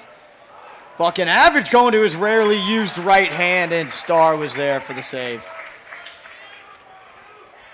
Every season, that first warm game is always tough for the guys. Yep. After that, you kind of get in sync with it. But 10 degrees in Michigan and then snowbanks at Yale, they definitely haven't seen this type of humidity yet. Starr just barely got it across. Great handle there by Gaudet. As Yale got a little bit too bunched up in that ride and couldn't find the open body. See if Yale keeps going faster, they try to slow it down a little bit. And there's Going fast. there's a fast answer for your question. And, I think the shot clock in closer games has slowed down the fourth quarters a little bit, where teams are really trying to eat that full 80. But, we talked about Coach Shea trying to get these Yale guys playing the style they played last year, and I'm sure he wants them to play the full 60 like Great this. look. And another example as Morrill all the way across the field finds Gaudet on the back pipe for a one-touch. And that's his third goal on the day. You knew they couldn't keep him too quiet. Yep. Just floats the back pipe. Just one of those things. It's so hard to teach, but if you got it, you can move off ball like number 44 in blue. You're going to find yourself a spot on the field season in and season out. Yeah, and Yale played a little two-man game to get Morrill on the shorty, right? So it's much easier to feed when you got a guy not used to covering an attackman. And we saw Gaudet got open there. We saw a similar way for a Michigan player to get open. He just fades to that back pipe, and they send a cutter right above him, and it just sucked Gaudet's man right away from the ball. So just great off-ball action. And, as three guys up here who coach the game, a lot of times an off-ball cut where you're not even involved in the play can be the reason your team scores. And Mack took a big hit and is slow to get up, but now he looks fine. Coach Henry still being positive with his guys, but he was not happy about that hit. That's what you got to do in this situation. You're down 8, 7 minutes low to go. This is their big first test. As you see the replay, comes off the spin move, eats one right on the chin. And then he falls on top of him and is like pinning him in the ground almost. So we'll see if that's just one foul or if it becomes a second foul. And it's another thing too, Ned. Ivy League school, Yale. You may think button-ups and fancy clothes. These guys are tough as nails. They're mean. They're nasty. They play hard, and they just submit their opponents. And that foul is going to be locked in. The 1 minute cross check. I think the falling on top of him and pinning him on the ground is what made it a full time. And last year on Yale's championship run, there was much talk about the size and the speed and the strength of these Yale athletes. And it's something that Coach Shea really changed after they lost a close tournament game to Syracuse in, I believe, 2013. And he really felt like if his team could get a little more athletic, a little bit stronger, and a nice bury there by Decker Curran. But if he could improve his athlete, they would have a chance to compete for a national championship year in and year out. And we saw that last year coming to fruition. Absolutely. As the ball gets circled around, you see number 45, Matt Yeriton, setting the pick, steps in the gap, gives him a good step down. It's good team offense with a bit of a seal. Yep, really nice man-up play, and that was a play, right? They set that seal, like you said, came off of that, looked down to go behind, and brought it back up top for the open shot. And that was 5 guys on one side. That was really overloading, which allowed for a couple picks to get the feeder and the shooter his hands free. So back at the X, again, we haven't seen T.D. Erlin much in this fourth quarter, and even late in the third quarter, it's been all the freshman Joe Newman. And the freshman Joe Newman has been handling the ball pretty well. He turned it over there after scooping up the ground ball. And a timeout's called by Michigan, 16-9, 6.5 to go. They'd love to get the momentum on their side. We'll take a quick break here on Lacrosse Fire TV's coverage of the Atlanta College Lacrosse Classic here in Atlanta, Georgia.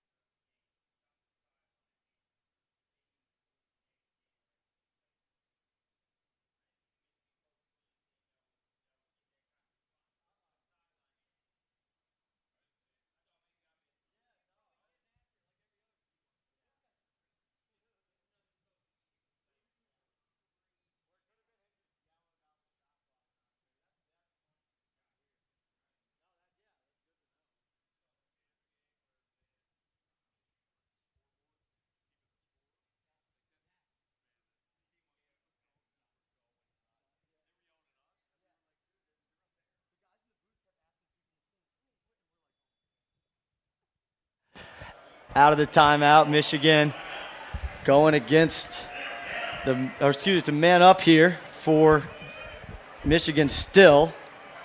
That's right, because that penalty was locked in, so my mistake on not reminding the viewers at home. And they're shutting off Decker Kern with the short stick, so it's really a 5-on-4 here for the remainder of this man up. Nice look inside, ball couldn't be handled. Noseworthy with the feed, got a chance at the ground ball.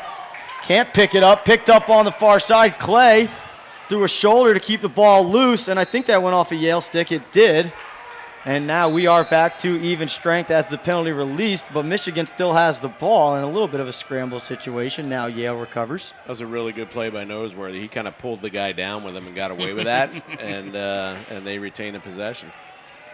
So getting the man up group off the field, and now Buckenavage returns for Michigan. Buckenavage leading this team in points with 18 coming into the game, has been rather quiet so far today. Here's Kern. He hasn't been quiet. That shot, and they're going to say it stayed with Mack. Good hustle by Starr, trying to get closest to that one.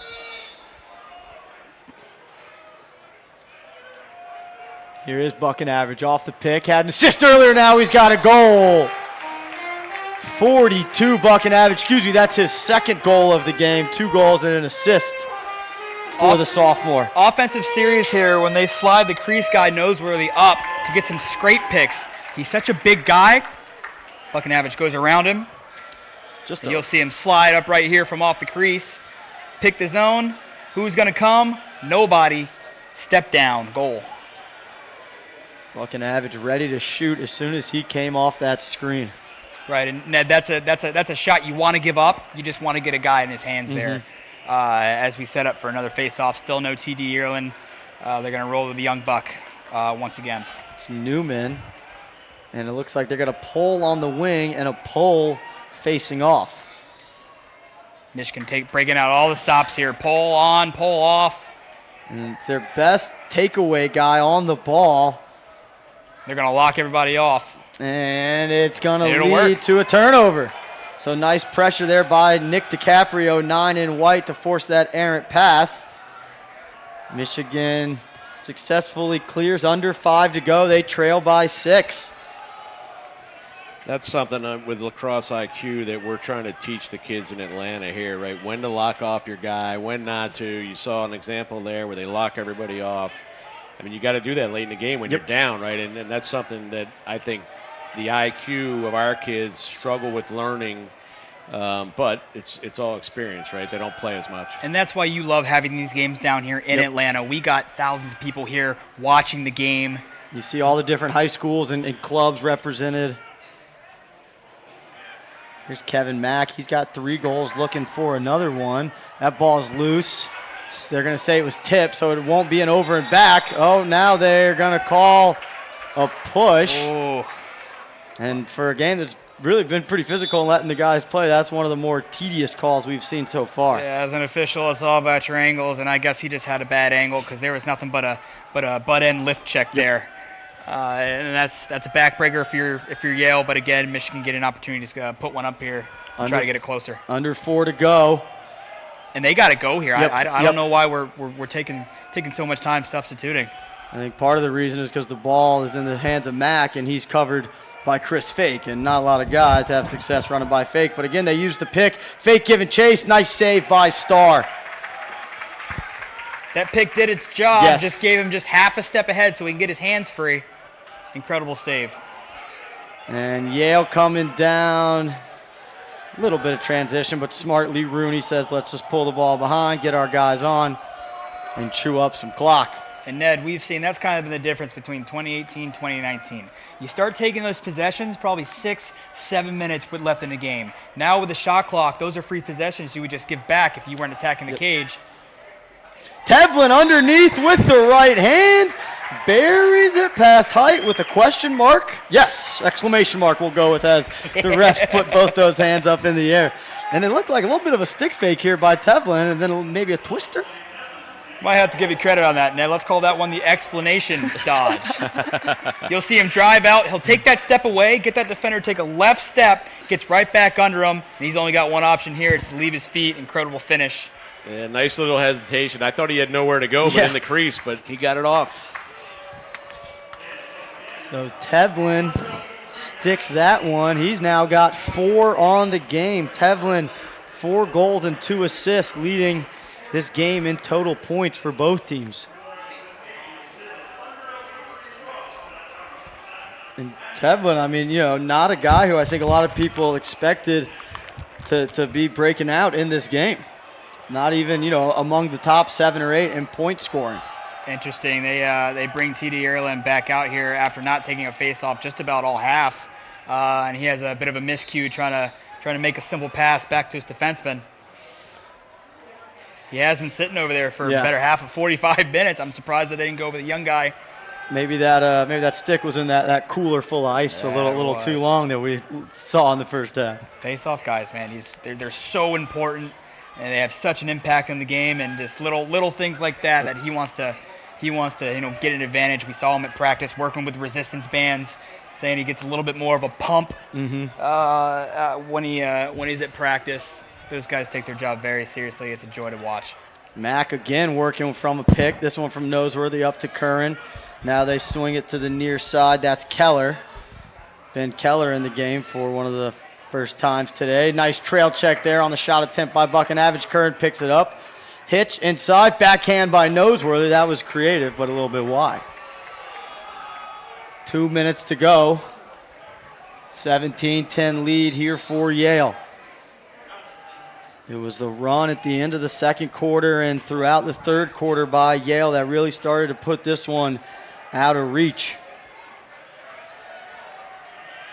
Here is Keller again working against the long pole of Hines.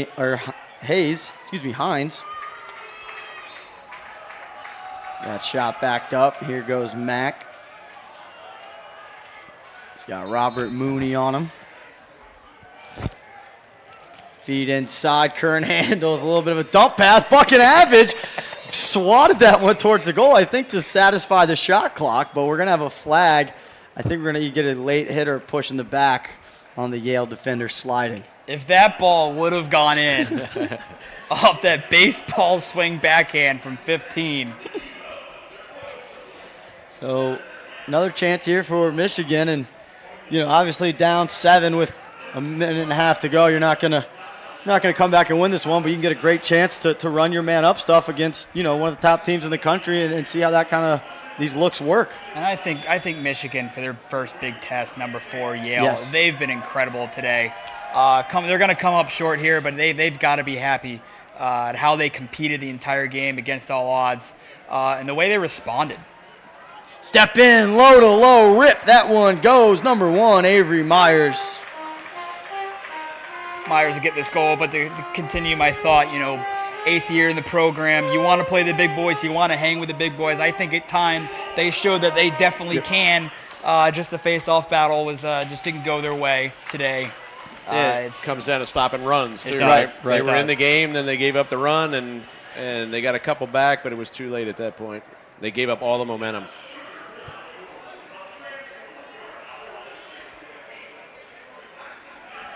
We'll see Erlin again at the face-off X. Yeah, we were talking about Tevlin before, and I think Coach Shea was looking for middies to step up, and I think we've seen that with him today with 6 points. So Erlin back in, wins this one. And a timeout is going to be called by Yale. So we talked about, the run that really kind of broke this game open. The score with just under 5 to go was 6-5. Michigan trailed by 1, and then it was a 6-0 run from the second quarter into the third quarter. Really extended that lead. And with Bruce, like you keep talking about, the dominance of the face-off X, once you get down late in the game, it's really tough to just even get enough possessions to score. Yeah, you've got the stats. I don't know. I've got 24-4 on face-offs for Yale. I think it's a little bit more than that. I think I'm off a little bit, but they've just dominated the whole game. Yeah, I mean they've got it 27-4 officially. Okay. So and at one point it was 10-4. So really since then it's been all Yale at the face-off X. And I'm not sure we've seen. You mentioned Delacrosse was getting attended to on the sideline. I'm not sure we've seen him since then. And that could be part of the reason where now you're just kind of throwing a lot of poles out there. Just try to scrap it, make it a ground ball, do what you can. Right, and for those fans that may not be accustomed to lacrosse, imagine if a basketball game, you score a basket and you got a 75% chance to get a tip-off, and you just keep getting the ball over and over and over again. That stuff amounts. It's a very big part of our game, and Yale has been incredible today, as they usually are. Yeah, like that basketball. One, it's like make it, take it, but then you get that 10-man rod that's like a full court press in basketball, and it's like when you play a team like Yale, you got to be locked in for 60 minutes, or they are going to take advantage of your Yale mistakes. Came out to make a statement today. Yes. They did it on a Sunday. Lots of eyes on them. They want to let the country know that they're trying to make another run at a national championship. The scary thing on faceoffs is that Erlin sat down for a while, and Newman came in. Nothing and went changed. 5 or 6-0, something like that. He didn't lose one. So Sessa will start with the ball. They're going to put DiCaprio on him. They're going to challenge DiCaprio to take this ball away, locking off all other offensive players. Goalie comes out, and he'll draw a flag. And DiCaprio, he comes into the game, I believe he had 6 caused turnovers. He had 4 in one game this year, so he's definitely a guy that's capable of getting the ball on the ground. He gets it on the ground there, and now another flag comes in, and we'll see if it's the same guy twice. And at this point, it's just all the formalities here. 43 seconds to go, 6-goal lead here for Yale. I don't know about that second one. I thought he got him in the head on the first one. The second one, I didn't see anything there. Just running through some quick stats, 59 total shots for Yale, 40 of those on goal. So, they shot 66% on goal. Height was up to the challenge, 23 saves, but you see that much rubber, at some point you're going to run out of saves. Absolutely, and even the ones, we talk about, he won one back. Well, how many did he steal early on in the first half and just kept his team in it? Well, I think we only said he wanted one back once. Yeah, the one he came off the pipe. Yep. He was incredible today. And doubling them up in ground balls, 44-23 again, big product of the face-off X. But Connor, as you mentioned, Coach Connor was talking about complementary football, and if you're not going to win the draws clean, those face-off ground ball numbers can't be so drastically different. Well, also I think the big thing to kind of re-echo that is they struggle clearing the ball. Yes. And that's something that they probably want to improve. But again, they hung tough with number 4 team in the nation. Lots of coaching moments, lots of learning moments, but Coach Connery and the Michigan Wolverines will be back. It will not surprise me if they get an upset later on in the season. No doubt about it, and a great test for Michigan to play a Yale team before they get into their Big Ten conference play. Bruce, an awesome day of lacrosse down here at Grady High School. Started off at 10 a.m., 1-goal victory for Georgia Tech, and then the crowd filled up big time for this game, and a treat to watch a top 5 team in the country come down here. Yeah, really impressed by Yale's motion on offense, and then their speed and tempo and picking up in transition in the second half, and a great day of lacrosse for Atlanta. Fantastic day for the city. Fantastic day for the kids. I know they enjoyed getting out of that cold weather. I know Yale's going to stay for a couple extra days, them being on spring break. But Ned, great game. Absolutely, no doubt about it. They started 10 a.m. Georgia Tech with a 12-11 win over UConn. Finishes with the Bulldogs of Yale 17-11 over the Michigan Wolverines. Thanks for tuning in to Lacrosse Fire TV's coverage of the Atlanta College Lacrosse Classic. For Bruce Oswald, Connor Squires, our entire crew, I'm Ned Case. Thanks for tuning in and enjoy your Sunday.